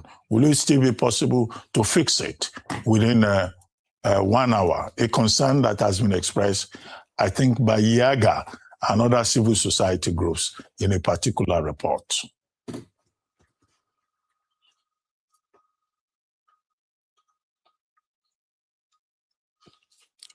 All right, thank you so much once again for having me. What happened on the 1st of August when the commission tested the bimodal voter accreditation system in preparation for the 15th August gubernatorial election in Osun. The commission decided to do that to ascertain the functionality, excuse me, the functionality and the performance of the system. And what really happened on the day was when a system is deployed for mock exercise, just like what happened on the 1st of August, is to ensure that all highs, all T's are crossed and all highs are dot. So the glitch that happened, well, I won't say it was a glitch, but like I was explaining to some people, that it was envisaged, because we have to be very careful in rolling out this system. The threshold, the similarity score, and the threshold where facial accreditation can happen on the day was very high. And that is what we normally do, so that we can get data from the field to ensure that we get the accurate threshold to ascertain the similarity score that will be used in configuring the system for the election. So what happened on the 1st of August was that the similarity score between the threshold that was used to configure those systems for the mock exercise and the threshold was very high.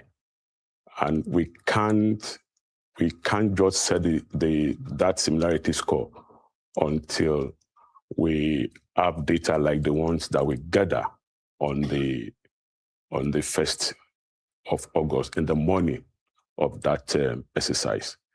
So as soon as we realize that the similarity score for PVCs of those who were registered in 2011 that have not yet revalidated their data, the similarity score was too high or was too low for the threshold that we set on the day. And what we quickly do is to use their data to ensure that we have the accurate threshold. And as soon as that was achieved, we pushed to the system on that day, and the exercise continued seamlessly. So right. Just like the chairman said, that was fixed, and it has been fixed, and it has been fixed. Okay, thank you so much, Dr. Bayode, and I'm glad that we can speak to you, because last week we had a guest from, I think his name is Oluwafemi Adebayo from Kimpact Development Initiative, where they'd also done their own assessment, independent assessment of the mock accreditation, especially looking at the technical side of things. And what they observed was that the OS, the operating system of the BVAS, was outdated. It's not the most recent one. And so if we have that functional challenge, then it's almost impossible to not anticipate issues come elections, whether in Osun State or by 2027. What is the update of the BVAS machines themselves? What operating system are they using? The Android, what version is it? Is it up to date? These are some of the questions that I believe that will be great to clarify for Nigerians watching. All right, thank you so much, Ayo. I did not watch the program, but after the program, the video, I think, was sent to me, downloaded from your online platform. And I watched that video after then. And Kimpact asked a fair question. And the question the Kimpact rep asked was a honest one. But I watched the video very well, and even he himself said what he was saying, that it was inference. The specification he was that is shared on the day. It couldn't confirm, but it was a good job they've done, analyzing the system. And that is what KIMPAT is known for. They've been doing a good job analyzing our system. I can say confidently that some of the analysis that they've done on our system in time past has honestly really helped us to improve on our system. But I think what misled the guy on the day was I think he was looking just at the surface of the system. When you look at the skin of something, he was just looking at the skin. But not his fault, though. Like I said, it is a system itself that misled him because. Dr. Bayode. Let me land. Okay. Just the direct question on what OS is being used and what version of Android is BVAS currently on. Just briefly, just that particular question. What OS is the BVAS, and then operating system, and then what version of Android is it currently? Our BVAS currently run on Android version 10, and that was the version that it was deployed with when we first procured the BVAS. So our BVAS had never run on Android 3, 2, 6, or 7. It's currently running on Android version 10. On what operating system, sir? Android. That is operating system. Oh, sorry, on the Android. Okay, all right. Thank you. So are there any plans for updates before the 2027 elections, please? We are not updating the OS. The OS is working fine for us, and our system, our application are running well on that. On the OS. Mr. Bayode, Android version 10 in 2026, where we already have version 17. How are you doing with security? Not 2026. We already, the latest version now is about 17. Yeah, we have security. How are we doing with security? And you're still using Android version 10 as OS when we're already on 17. Is it 10 that they used to configure the something? And how are we doing with security? Yes, apart from the security that came with Android 10, we are also deploying our own security to secure the BVAS system, apart from the security that comes with that version. It's not just easy for us to begin to upgrade from the version that we deployed on the BVAS when they were first procured in 2021. Yes, we procured those BVAS with Android version 10. And the specification then was for you to run on Android version 10. That was and at the time we're comfortable with that version. So if you want to upgrade now to higher version, then a lot of things. It means that you have to upgrade a lot of things. You have to upgrade the RAM. You have to upgrade a lot of things so that it will not slow down the system. I don't know what your budget line item is supposed to be for, because I'm shocked that you're on Android version 10. What about security patches and many things? I mean, I'm not comfortable with that. Is that not what there's about 100 and something billion in your budget? I thought it's to be able to upgrade things like OS and, all of those things. I mean, Android 10, when we already have Android 17, that's even more alarming to me. All right. Very briefly, sir, if you'd like to respond. Rufai? Is it working? Yeah. Is it working? But your mock failed. How will you tell me it's working when your mock failed? No. Your mock failed. Your mock elections failed. Are you asking me, is it working? Your mock elections failed. That you had to tweak it back in 1 hour. Can I talk, please? Can I go ahead? Yes, sir. Okay, thank you so much, Rufai. The mock did not fail. I just explained what happened on the day. The mock did not fail. What happened on that day was a threshold and the similarity score of those who registered or who received their PVC in 2011. The similarity score was, the threshold that we set was too high for them. And if they have done revalidation, we'll not be having this issue. But yes, we need that data. we need the data to ensure that we set the accurate threshold so that nobody will bring, for example, your PVC and the system will just accredit them. Nobody will bring my PVC and the system will accredit him. Nobody will bring iOS PVC and the system will accredit. So we need to set the accurate threshold. And that was what happened on the day. The mock did not fail. The mock did not fail. And this version is working well for us. The two key application runs on this system, the BVAS, on election day, the accreditation system that is used to accredit voters, and the HiRep that is used to upload result to the the system that is the app that is used to upload result to the HiRep. They are working fine.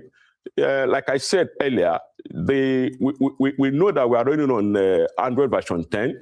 Yes, security has improved on Android, the current Android that we have, because that is what the Android open source do. At least they increase security on it. But we are not relying solely on the security of the operating system. We are also deploying our own security on the BVAS that ensures that our BVA is secured. So the mock did not fail. It worked fine, and that is what is expected when you carry out a mock exercise. You are carrying out a mock exercise to test the system, preparing it for the day of election. And that is what the commissioner did, and we have seen this, and it has been corrected. So the mock did not fail. At the end of that day, we're able to accredit 1,000 plus people who came out on the day. Okay. So it didn't fail. Okay, well, it's only in a few days. The elections will be on Saturday, and all eyes will be on BVAS not having any technical glitches based on your assurance that the mock has been successful and all issues addressed. So we're looking forward to that. If not, Dr. Bayode, we're going to come back to ask you questions. Thank you so much for your time with us today. Let's take a short break now. When we return, we'll have Bosin Omafoye to give us updates on global business activities. Stay with us.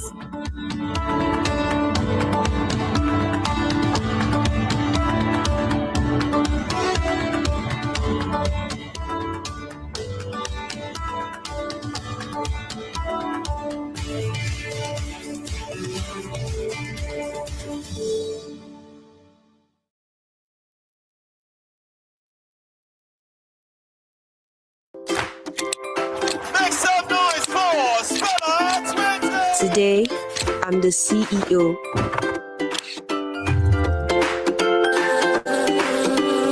So here is your CEO for a day. She's an amazing individual and she's a worthy champion.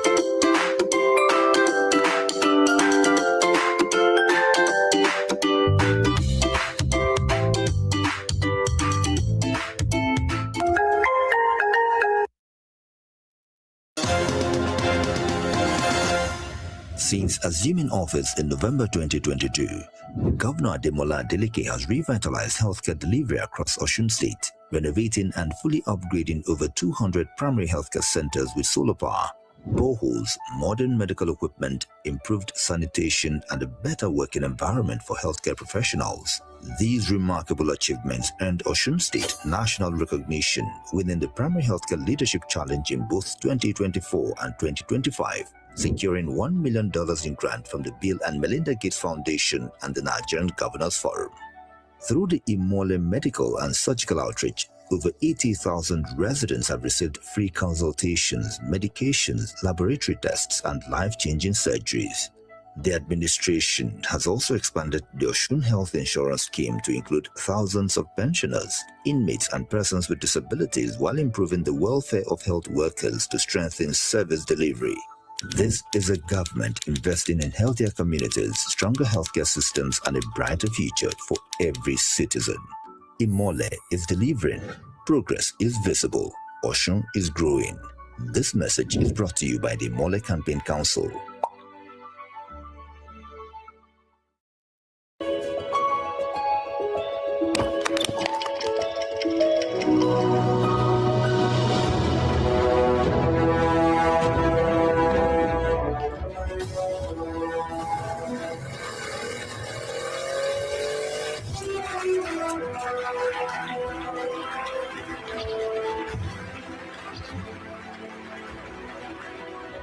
Polo, reward of success.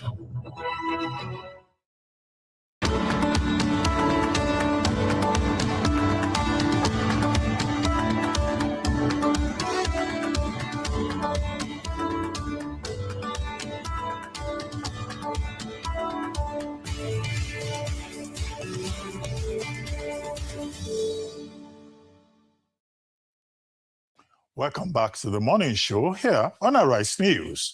Now for global business updates, Bosin Omofaye joins us. Good morning, Bosin. Yeah, good morning, Dr. Abati. Good morning to the rest of the team. Let's get started with what's left in the barrel of oil. Well, prices rose Monday as traders continue to assess mixed signals from the U.S. and Iran amid worries that a deal between both countries to open the Strait of Hormuz may not be anytime soon. Brent crude gained 0.49%, $23.96, and you can just see the numbers on the wall. West Texas Intermediate advanced 0.35%, $78.45, below the $80 per barrel threshold. Iranian Foreign Minister Abbas Hagachi says that Tehran is not currently in direct talks with the United States to end the war with Iran and open the Strait of Hormuz, while Washington earlier asserted that a deal is near. In the meantime, U.S. Treasury Secretary Scott Bessent declared that the Strait of Hormuz will be effectively demoted and become, quote-unquote, irrelevant over the next 2 years. In a shift in U.S. economic strategy amidst ongoing conflict with Iran, Bessent stated that a vital shipping choke point will never go back to the way it was and will eventually become just another body of water, end of quote. I think they're saying that in a doomsday sort of way. I would say it in another way. The strait is never going back to the way it was because the Iranians have used or tried to use it as a choke point. What we are going to see over the next 2 years, the strait's going to become irrelevant. It is going to become just another body of water.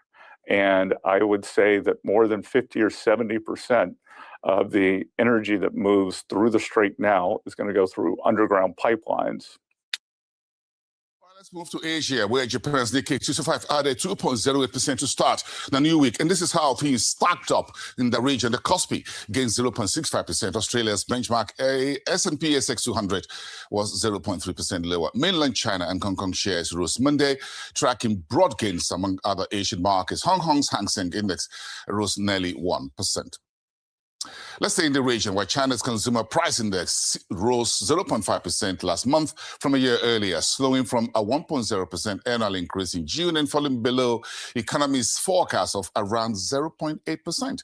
The result points to a persistent weakness in domestic demand, despite modest inflation in services and non-food categories.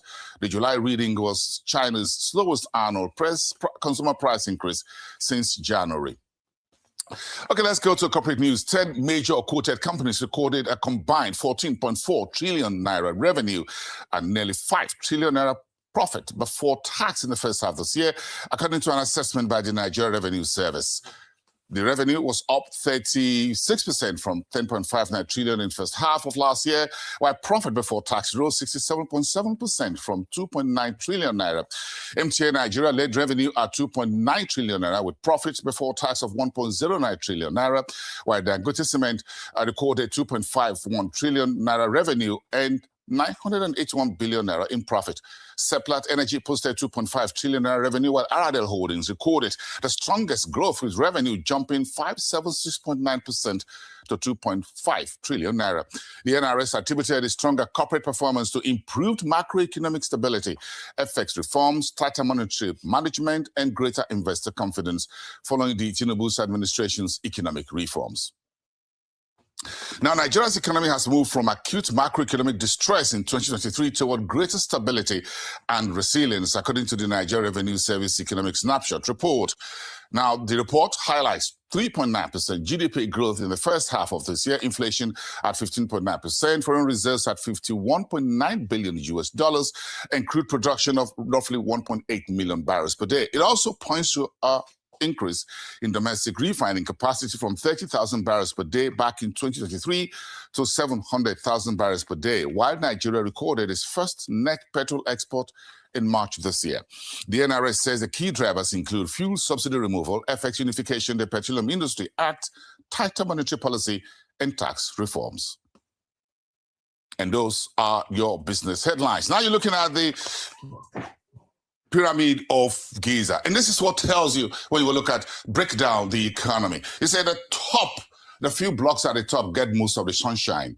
The sun shines less for those at the bottom, at the middle of the pyramid there. So that gives you a sense of how things look right now. So we need to have more folks at the bottom of the pyramid enjoy more of the sunshine. Now, this is your currency, Nigeria's currency. And I'm sure if I'm going to ask my team, the TMS team, when last did you see or touch the 5 naira note or the 10 naira note, and then the 20 naira note?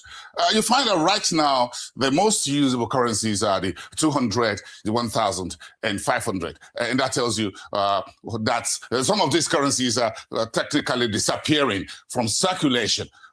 And that is what can tell you the value of the money you have in your pocket right now.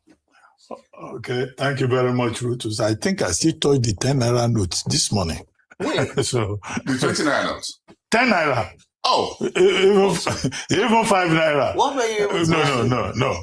Inside baseball. I don't need to find this. I'm sure it has a museum at home. Anyway, thank you very much, Busi. We take a short break now.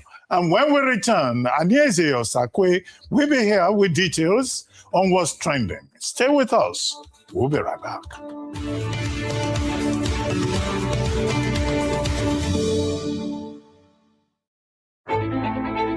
Osun stands at a defining moment.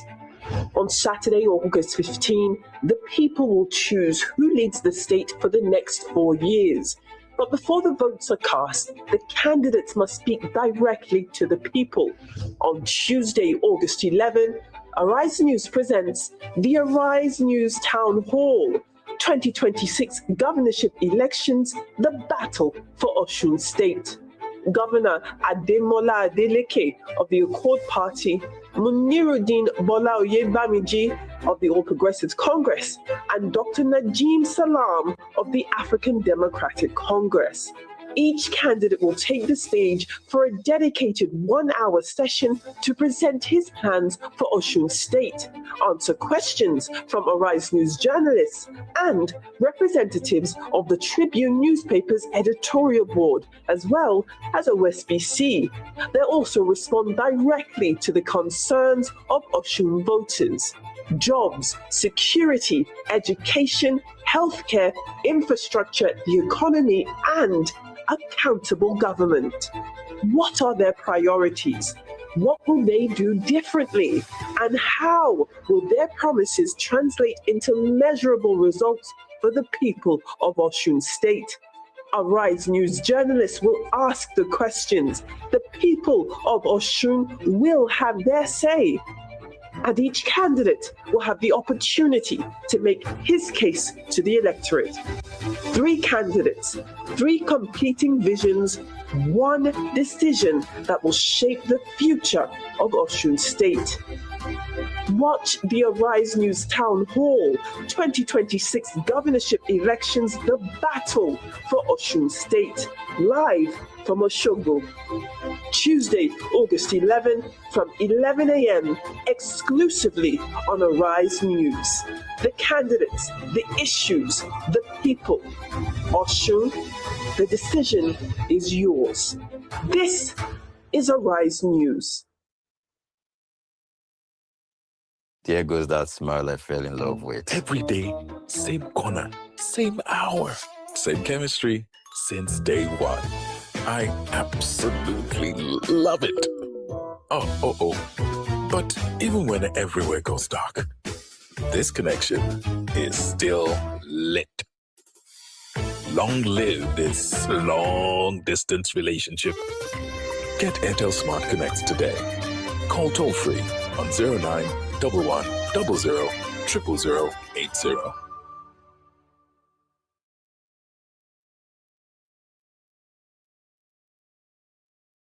When it comes to the best of personal finance, the best thing has come to you. With Vault, all you need to do is lock in. With the Polaris Salary Advance, you can get up to 50% of net monthly salary in under a minute with Vault or with our smart code *833*12#. Available 24/7. Just lock in. With the Polaris Term Loan, you get access to up to 30 million naira via Vault and at all Polaris branches with monthly installments spread across 36 months. Just lock in. The Polaris Asset Finance or Buy Now Pay Later with financing of up to 1 million naira to be paid back across 12 months and without equity. Just lock in. Lock in with Vault by Polaris, or you can dial *833*12#.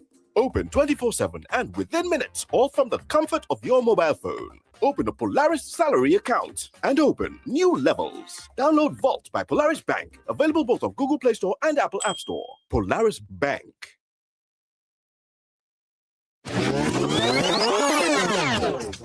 You only live once, so what's stopping you from living this life on 100? The youths of Aba and Enugu showed up and showed out at the gathering on 100. They were about their business. They played their hearts out.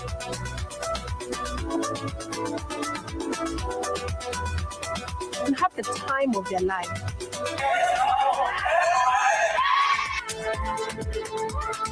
Amazing, electrifying, exciting. They gathered in their thousands and hour after hour non-stop. They showed Naija what it means to truly live it 100.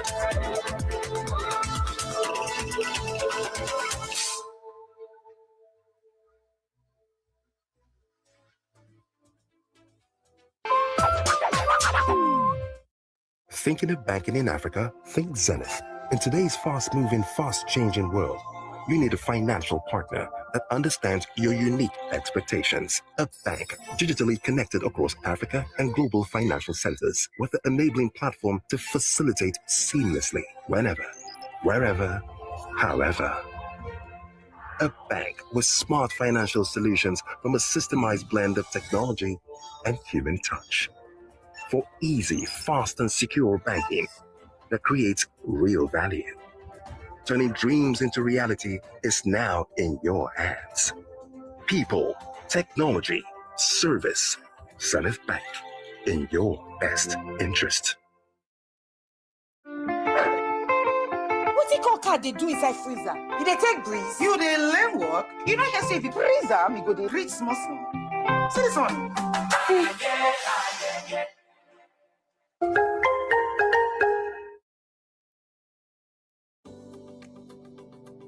A recent German geological survey estimates Nigeria's mineral wealth at $700 billion, a conservative figure likely to rise with further exploration. Yet, the sector contributes less than 1% to GDP. Fidelity Bank has climbed to the top of Nigerian banking industry as the highest contributor to non-oil export foreign exchange earnings. The key, our in-depth understanding of what constitutes bankable projects. At Fidelity Bank Corporate, we provide blended finance, patient equity, rigorous counterparty screening, international off-taker purchase guarantees, escrow management, FX hedging, and regulatory coordination. The outcome, finance plans generating 10,000 plus jobs, significant export revenue, and positioning Nigeria in global supply chains. We turn vision into bankable projects with proven financing architecture. Speak to us today. Thank you.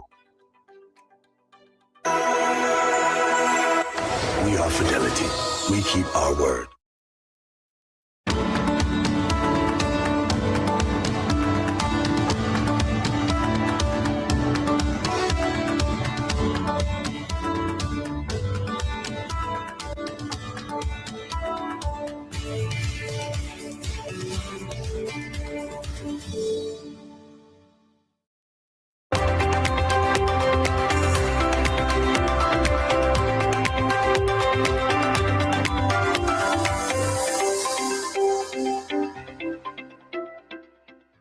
Good morning. Good morning to everyone out there. It is Monday, August 10, and we're coming on the air with reactions to Nigeria's Revenue Service declaring that Nigeria's economy is on the come up. finally showing signs of full recovery after this administration's painful reforms, what that means for you, and why the president thinks it's time for the stock market to be taught to university students. We'll get to it later in the show. Plus, the new footage from Japan showing the moments a 6.8 magnitude earthquake shook Kumamoto General Hospital last month. Get this, 4 surgeries were happening at this moment. But according to the hospital, all 4 operations were successfully completed. I'm Anieza Osakwe in for Ojiokpe, and this is What's Trending.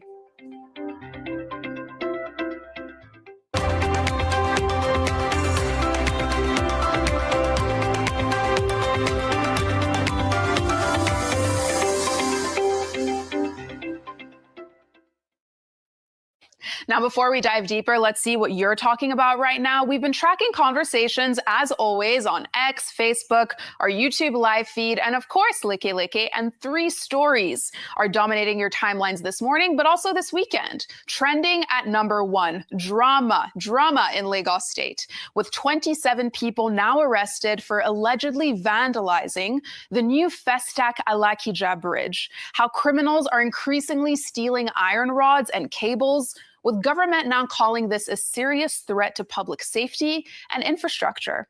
Then trending at number 2, don't try this at home. This is said to be a solar panel installer risking his life climbing down from a roof. Some people online are calling this guy Nigeria's own Spider-Man, but jokes aside, this is a serious safety concern that needs to be treated as such.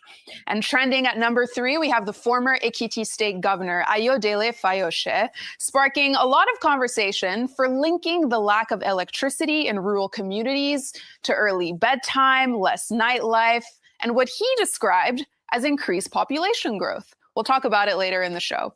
Now, here's where you come in. Join the conversation. Use the hashtag What's Trending with Ojiokpe down below. Comment on our live feed and on Leke Leke. Tell me which of these stories matters most to you, because for the next hour, we are getting into everything that has Nigeria and the rest of the world buzzing. But first, we're kicking off with a deeply controversial statement by Islamic cleric Sheikh Yahya Jingir, who had social media on fire on Sunday. There's a clip of him boldly declaring to a packed crowd that Muslims should continue supporting the Muslim ticket because, according to him, it's proof that they're numerically superior to Christians. Let's take a look at what he had to say. So da ka kuke ganin gwani na Ahmad Bola Tinubu wanda ya daga tutar siyasar su ya mata kirari da Muslim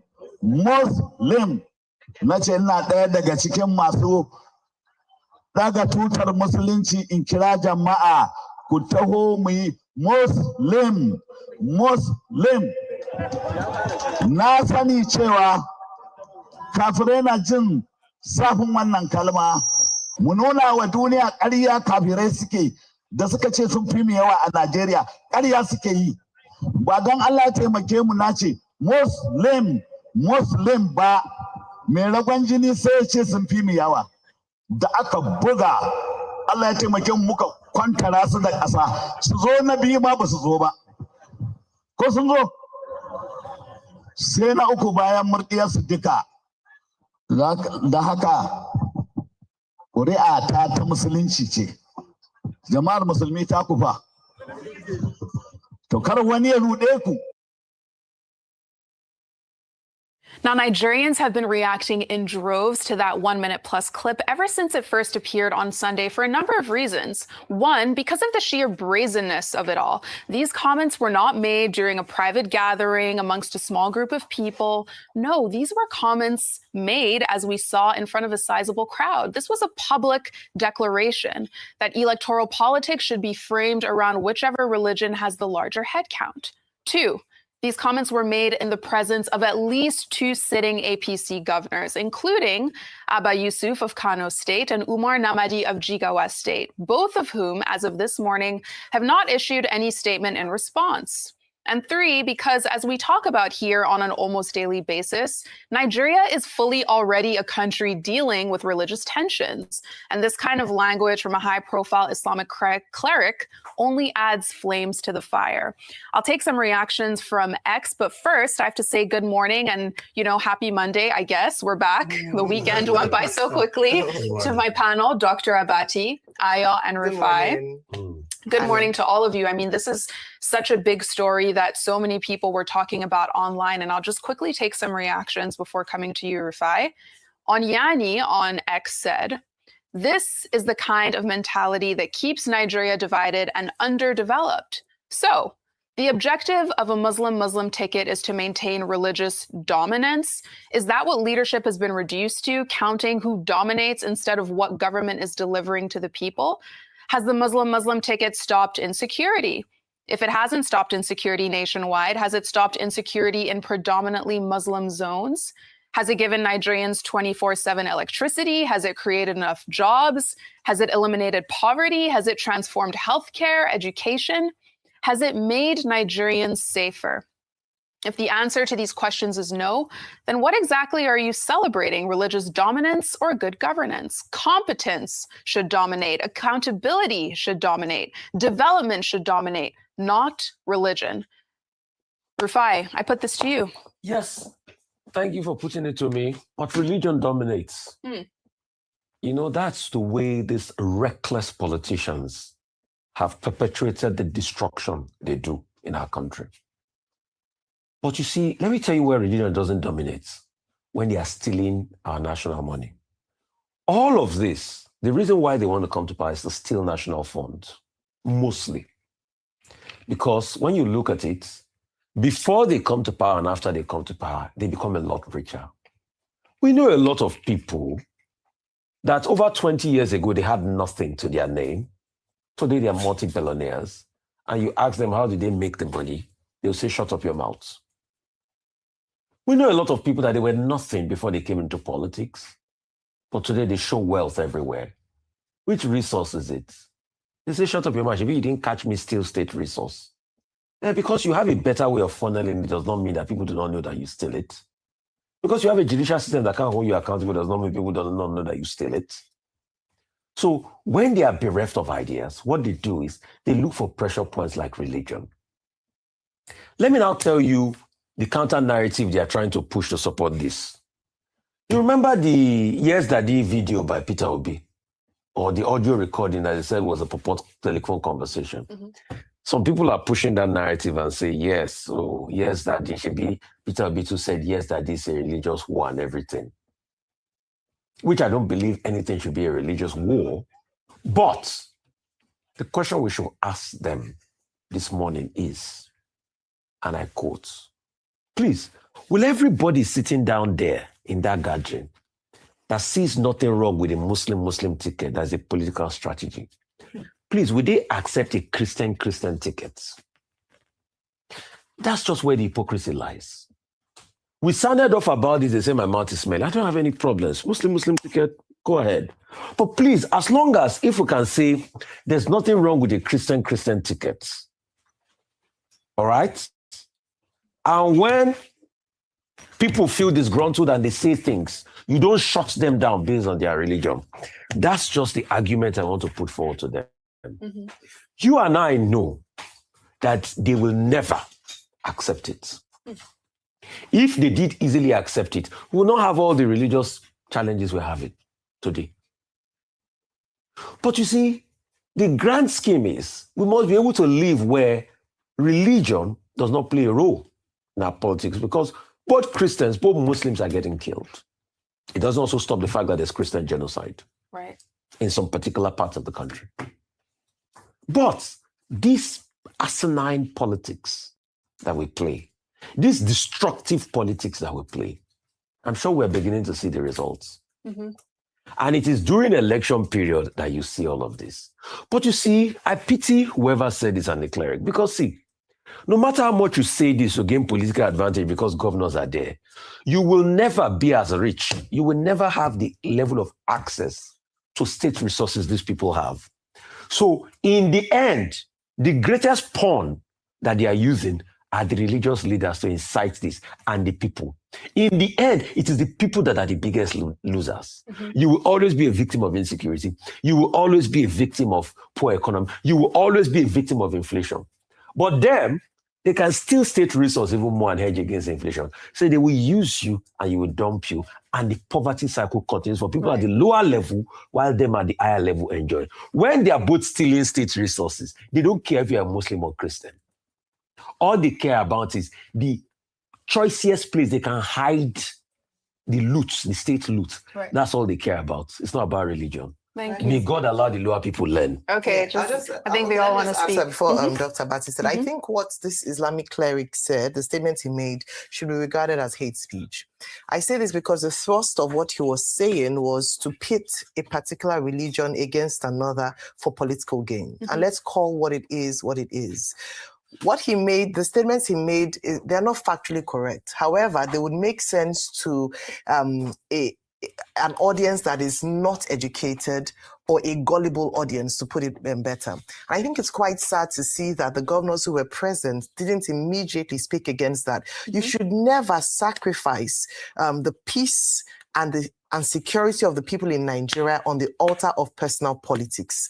And this is what this man's statement, this cleric's statement, potentially had the cause to do. And if it was either ways, I would say the same thing. I also believe that because he was speaking to the president's reason for choosing, which we know that's not the reason why, for choosing a Muslim ticket, in his stance was saying almost a supremacy of one religion over the other, and numbers are more over the other, and even using a derogatory term to describe the other. And that's why he said it was hate speech. And we cannot run a society, especially as polarized as Nigeria, without a zero tolerance to rhetoric like this, whether for political gain or not. This is the time where we ought to be building, where we should be speaking about unity, where we should be speaking about there's unity in diversity. We've talked about how divided we are as a nation and how the division is going deeper. And so we should not, no politician, no credible leader should sit in a conversation where topics like this, we're praising the Kaduna State governor for trying to build the bridges between the North and the South, Christians and Muslims. We are praising efforts by these leaders. And then we have people who come up to speak like this. From Abago the other day, despite the criticisms that his statement had talked about that as well. And that's why this morning, I believe that not just the governors, but the president himself, who was mentioned as part of his reason, we are going to support him for this. And if you see what he was saying, or the other person came third, almost putting aside, and it's dangerous to make the political contest a Muslim versus Christian contest. It has to be a contest of ideas. It has to be a contest of who is the best fit as a leader for Nigerians. Let us not allow leaders or even the people be used as a tool for police and for religious or ethnic divisions because of the ambitions of one man. And I don't think he was speaking for any of the leaders, because they have clearly come out to say how they are working together to build a Nigeria that's united. And that's why I expect a speaking against this statement and saying he doesn't speak for us. Absolutely. I think that's well within order. Very important. Okay, I think the key issues are as follows. Now, what that man has done, and I think it should be identified and his name put on the table, so that we can know these people in Nigeria who do not want the unity of Nigeria. He was saying that a Muslim ticket is a good idea. Otherwise, Christians will think that they are more than us in this Nigeria. You can just classify that as incitement, trying to incite Muslims against Christians, or vice versa in Nigeria. And that in itself is a criminal offense. You asked the question that you were surprised that 2 state governors were there. It's not only 2 state governors were there, policemen were there, state security agencies were also there. And nobody thought, the man had committed an offense, because they will say, oh, it's freedom of expression. No, there are no absolute rights under the Constitution of Nigeria. You cannot say because you have a tongue and a mouth, you can just talk anyhow. That man should be invited by the security agencies and be called to question. Because under sections 44, section 50, and section 51 of the Criminal Code of Nigeria, incitement is a felony. Okay. You cannot incite one group against the other and cause the breach of the public peace. The Police Act also has something about breach of a public peace. That's number one. Number two, he is very lucky. He's speaking in Kano State. If it were in Niger State, perhaps this would have been a litmus test for Governor Bago's declaration, I think sometime last month, that if any cleric talks any nonsense that can cause disunity in Niger State, that cleric will be arrested and the place of worship may be shut down. That's in Niger State. The third point is that in terms of principle, the Nigerian Constitution frowns against any form of discrimination under federal character principle that is enshrined in Section 14 sub 3 and Section 14 sub 4 of the 1999 Constitution, which says very clearly that nobody shall be discriminated against either on the basis of ethnicity or the section that you belong to or the kind of religion that you practice, which is further codified, expressed in Section 42 of the same 1999 Constitution, which talks about, the right to non-discrimination, that you cannot be discriminated against. This man was promoting discrimination and, questioning the rights of Christians to survive in Nigeria. That makes it a very serious offense. And if you go further, in Section 153, sub 1 of the same Constitution, it creates a body called the Federal Character Commission. And the job of that Federal Character Commission is to make sure that in government agencies, federal or state, that there is no such thing as discrimination. So this man that is on the screen, whatever his name is violating the fundamental rights of all Christians in Nigeria. And it's adding fuel to those who say that Christians are being persecuted in Nigeria. I don't know what his age is, but it looks like an elder. This is not how to be responsible as an elder. Absolutely. Thank you all for your submissions. I mean, this was such a big story over the weekend, so I'm glad we could break it down step by step. And as we talk about the Muslim ticket, let's briefly shift gears to our next story about President Tinubu, a business story, because as Nigeria's revenue service is declaring that the economy is finally showing signs of improvement, President Tinubu was trending over the weekend for declaring that the stock market should be taught in Nigerian schools. Now, the president made these comments during a meeting last week with the Nigerian Exchange Group. Let's see what he had to say. Nigeria can build a nation of prosperity by itself. So if the stock market is doing well, we're doing well. Definitely, it's the middle of the economy. If we can teach this in the classroom to our undergraduates, if they can be in the classroom without harrowing of where to pay, what to pay, and how they do it, we can build a nation of succession and prosperity that is our own. The president's comments come as the CEO of the Nigerian Exchange Group also announced that somewhere between 500,000 to 900,000 millionaires have been created in the Nigerian stock market, which is not a small number. So the president's comments about teaching the stock market to undergraduates is an important idea when we think about the lack of financial literacy in the younger generations. But online, the reactions are mixed. And I'll take some reactions from X. The first one from Adeniji says, "Good reasoning. With 10K, you can start stock investment. The money spent on pool, sports betting, beer parlor, and social media junk in terms of data is enough to start something good in life." Then there was Richard, who said, "I wish I knew back then when I was in school what I know now about the stock market and shares." So Mr. President is spot on. That knowledge will change the finances of the next generation that will acquire it straight from school before graduating. But Uya says, "Not production, not manufacturing, not technologies, but innovations on speculative trading. I'm sorry, sir, but that's not how to build a nation that's built to last." Well, you can do two truths can exist at the same time. I don't think the president was speaking and excluding these other options. I don't think so. But I mean, everyone is entitled to their thoughts and interpretation. But Now, speaking to the meat of what you had asked around financial literacy and how it helps, absolutely. I think and I believe that quite a number of people in Nigeria, and I guess even the African continent, do not have sufficient financial literacy. You can just do a quick poll around staff members on this floor, or even people in your family, and how many people understand stock market or capital market or trading. In fact, some people snooze off when it's business news because it doesn't really concern them. They're like, oh, please, it's boring. But the truth is that, just as the president had said, employment and monies gotten from a salary can only take you as far as.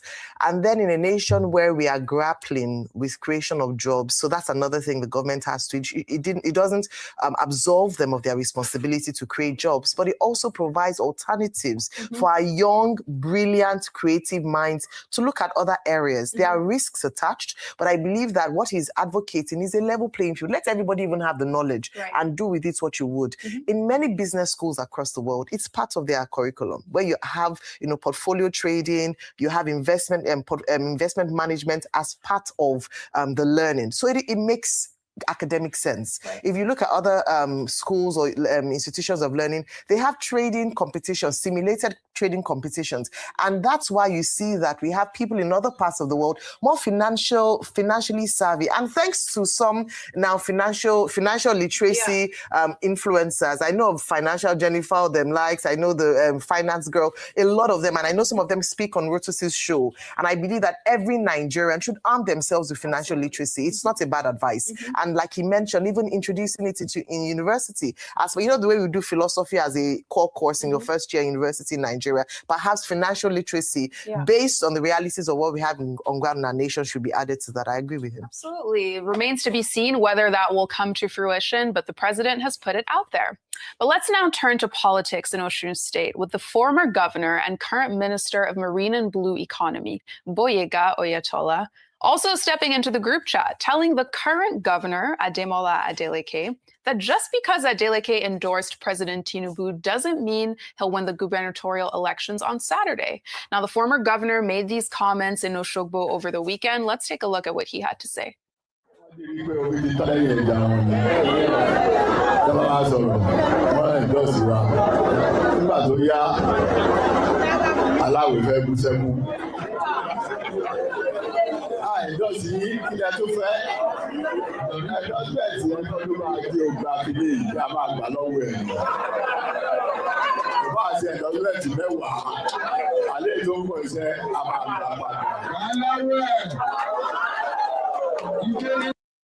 Strong words. So for the former governor, Ambo, or the APC candidate, is fully on course to reclaim the state.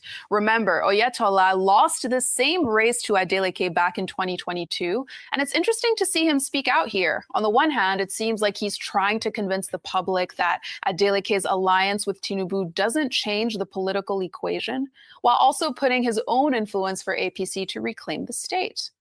But meanwhile, in a swift response, Governor Ademola Adeleke accused the former governor of openly threatening to rig Saturday's elections, calling those comments we just saw, especially with regards to snatching, anti-people, and anti-democracy.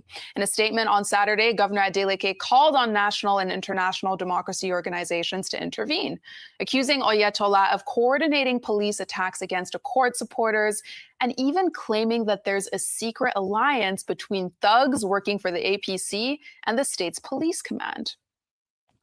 And if one follows that thread regarding these claims of collusion between alleged APC thugs and members in the police force, over the weekend, Governor Adeleke's Imole campaign declared that they actually told the Inspector General of Police, Tunji Disu, to get rid of the state's Commissioner of Police, alleging that he's been helping APC attack members of his party across the state.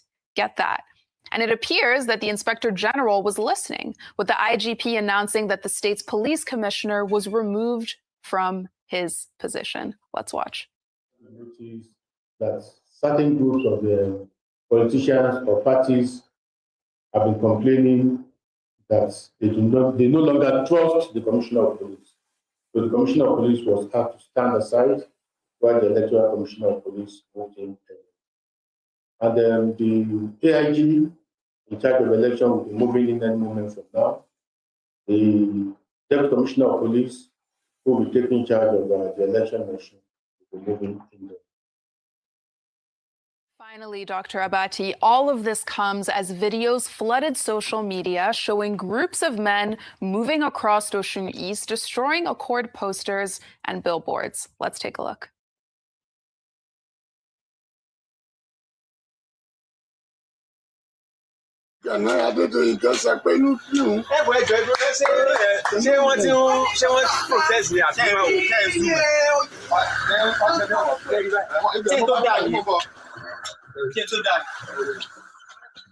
Àwọn ọmọ yóò jẹ́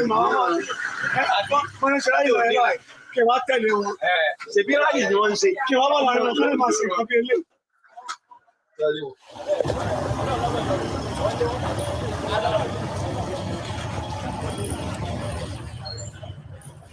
Bàbá ò lè dé o, ẹ̀wọ́n yẹn ya gbogbo ẹ̀. Ẹ̀wọ́n yẹn ṣe gbogbo ẹ̀, it's okay. Ó lọ fà o. Ẹ wo kí bíbọ̀ jẹ́ ẹ̀jẹ̀ ṣe gan.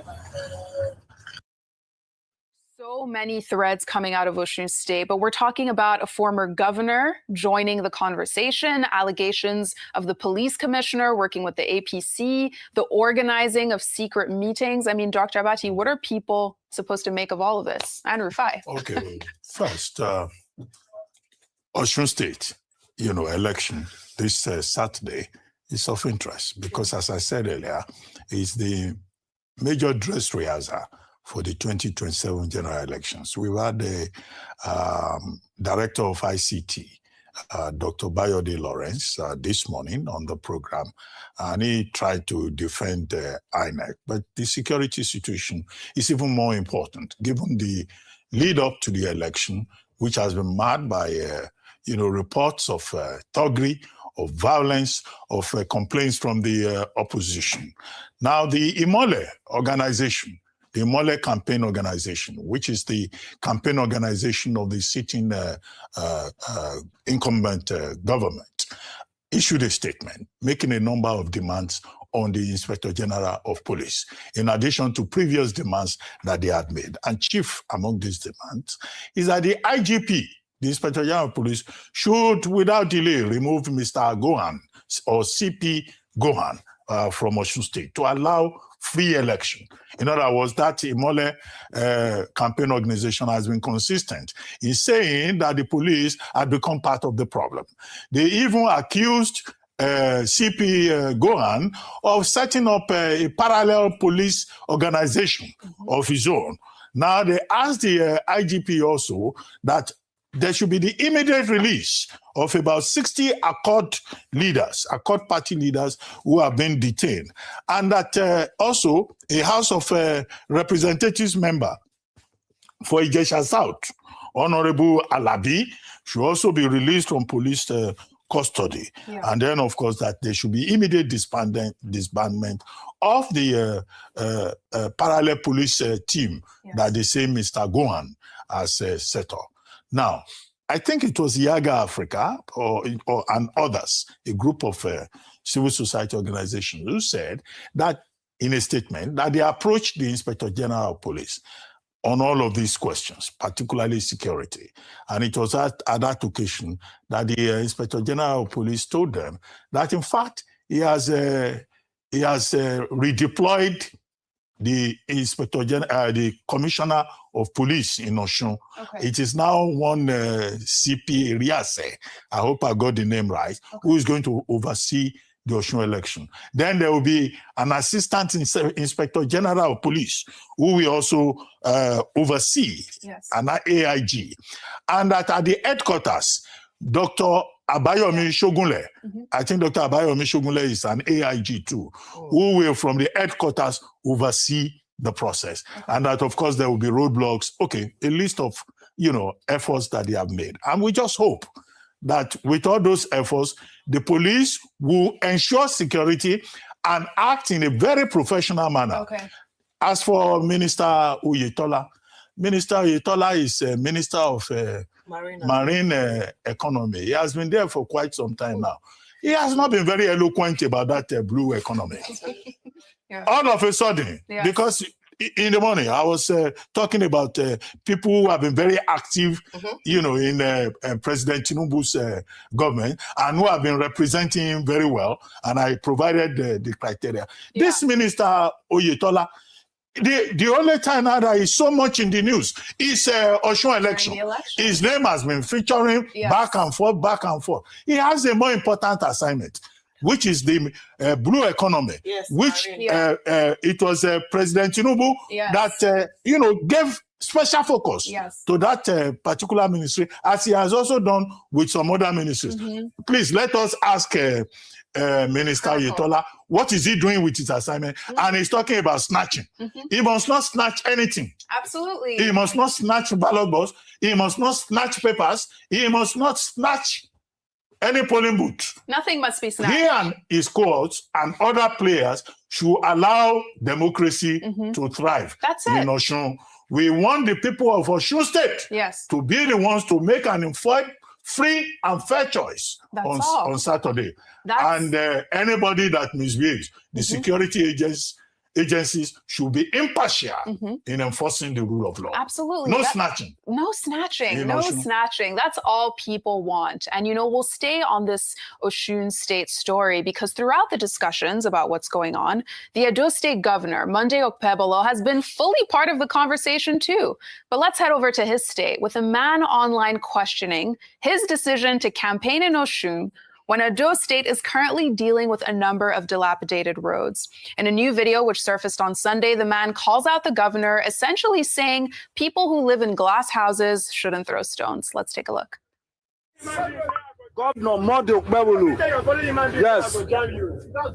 Governor Monday Okpebolo. He did back. He not see with the convoy that they back as they talk now. So he not see rotate the office.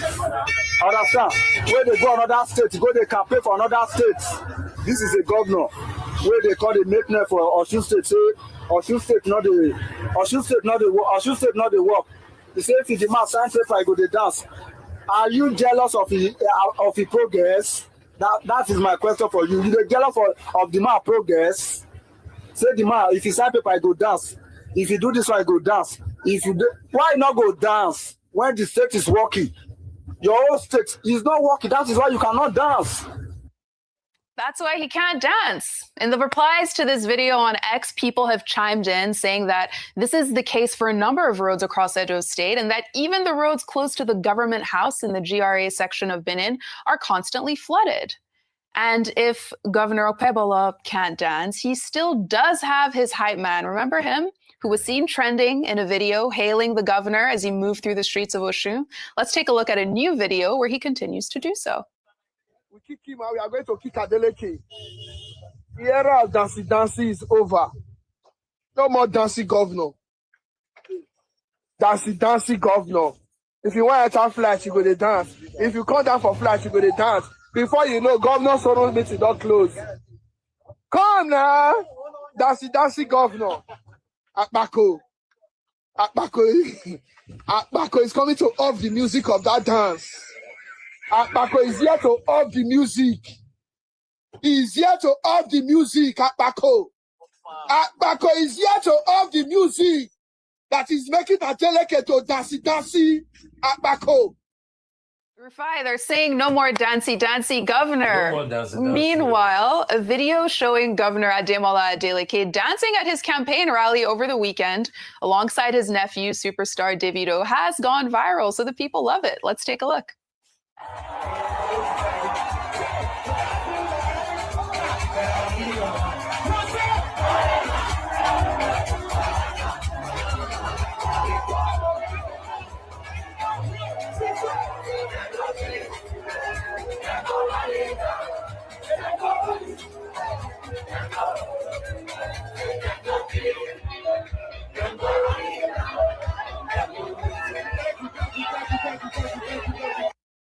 Rufai, there's so many threads in Osun State, and dancing is one of them. Rhodes. Somebody that's name is Jackson.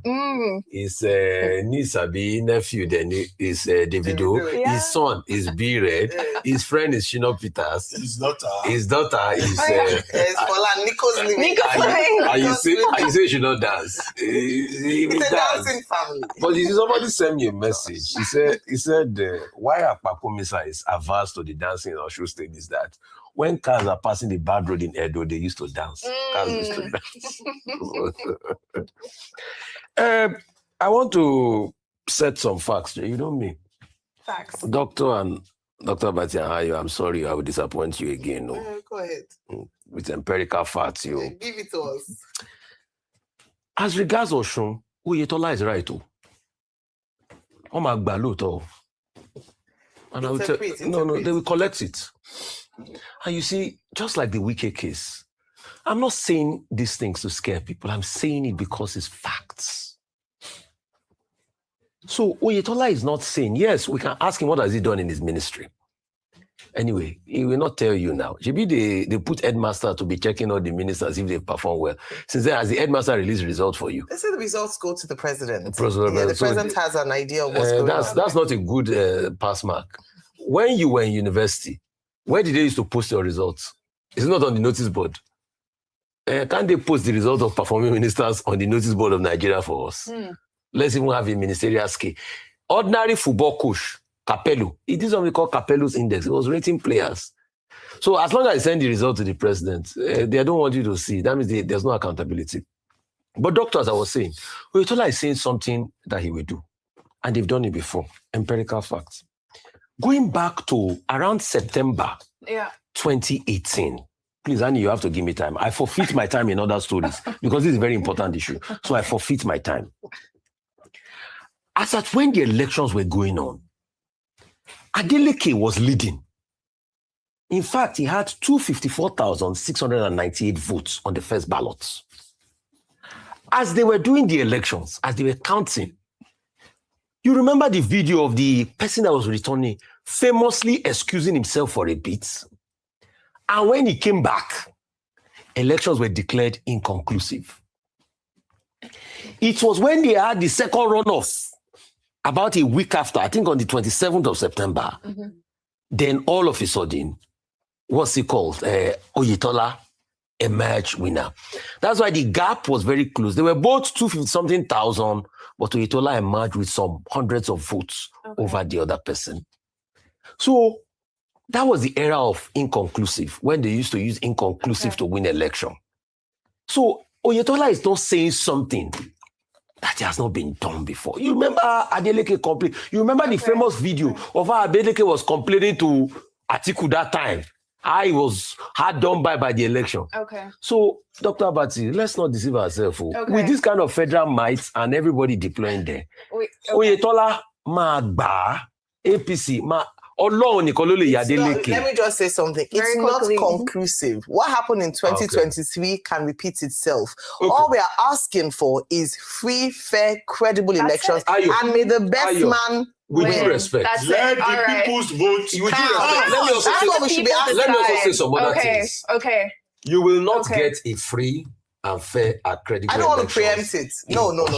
We have to, because the people will be disillusioned. We want no. That's why we are holding INEC to account. We want free, fair, and credible. You will not get a free, fair, and credible. You know, I'm saying all of this not to disadvantage the people.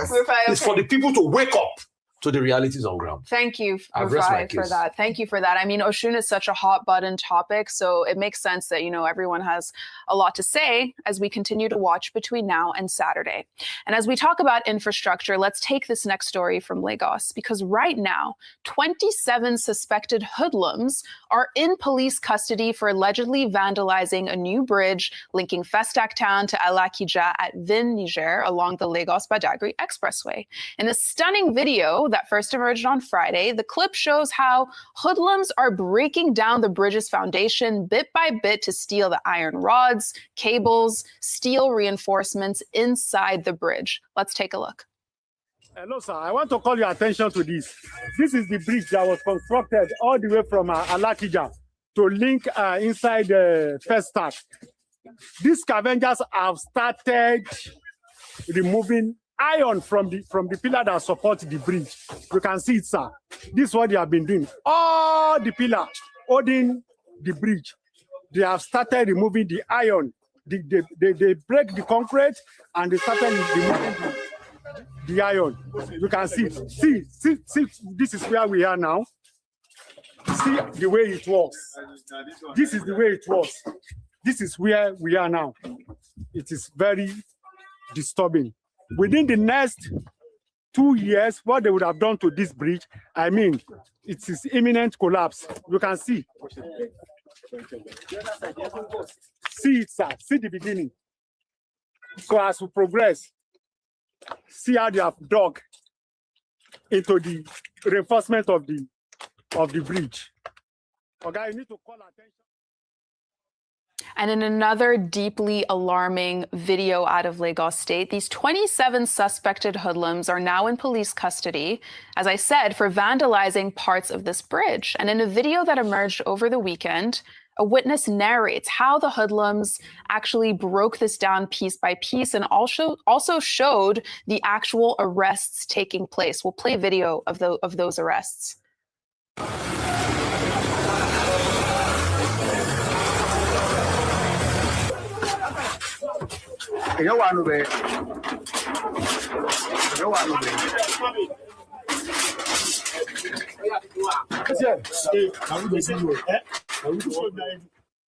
Now, Lagos State Commissioner for the Environment, Tokunbo Wahab, confirmed in a post on X that a joint midnight operation involving the Rapid Response Squad and the Kick Against Indiscipline Task Force descended on the criminals on Friday. They arrested all of them, who will be prosecuted in accordance with Lagos state law. And here's what he wrote in part.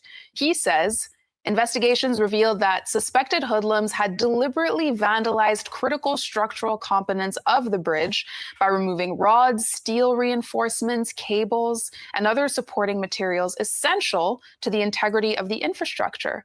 This criminal act poses a serious threat to public safety and undermines the government's investment in critical infrastructure.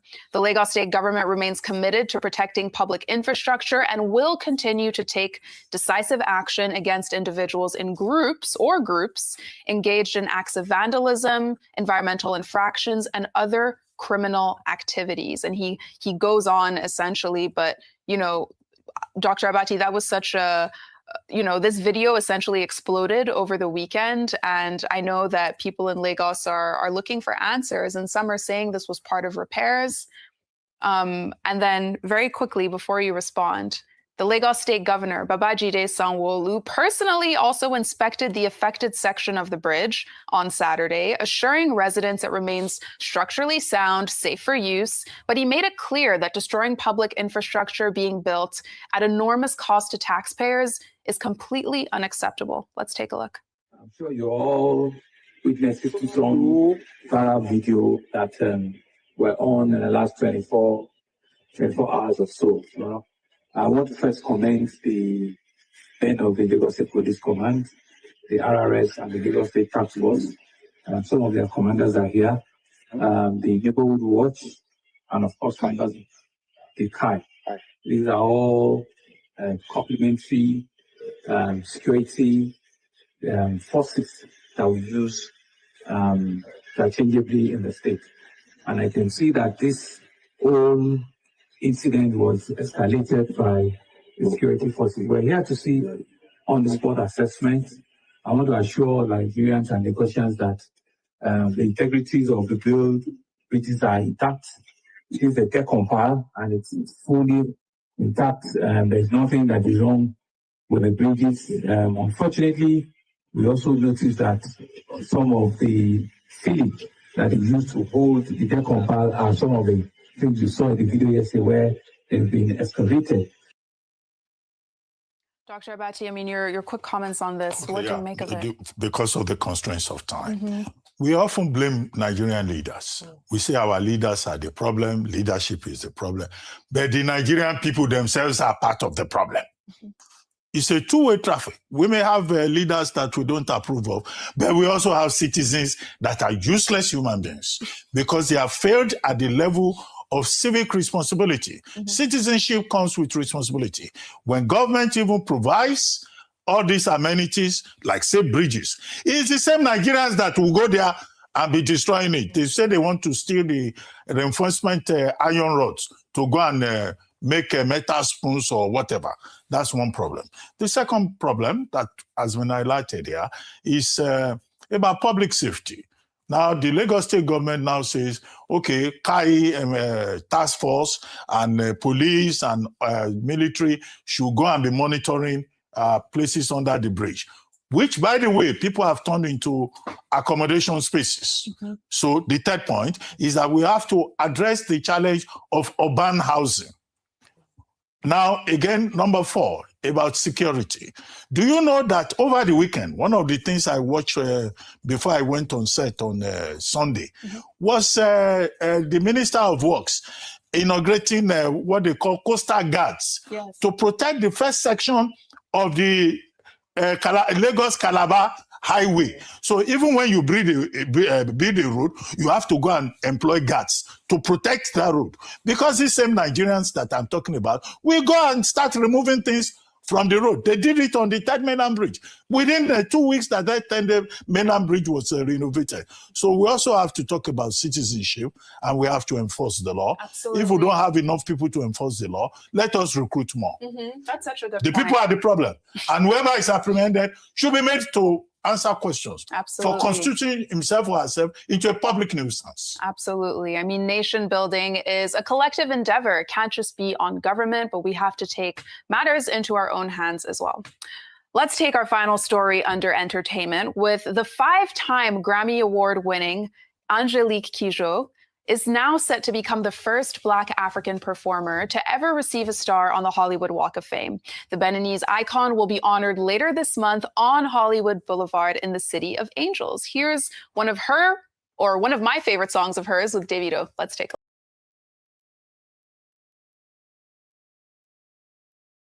Well, that's all, live TV. What can you do? That's all I have for you on what's trending today. Here we have Namoni, that song that was just playing by Angelique Kidjo and Davido.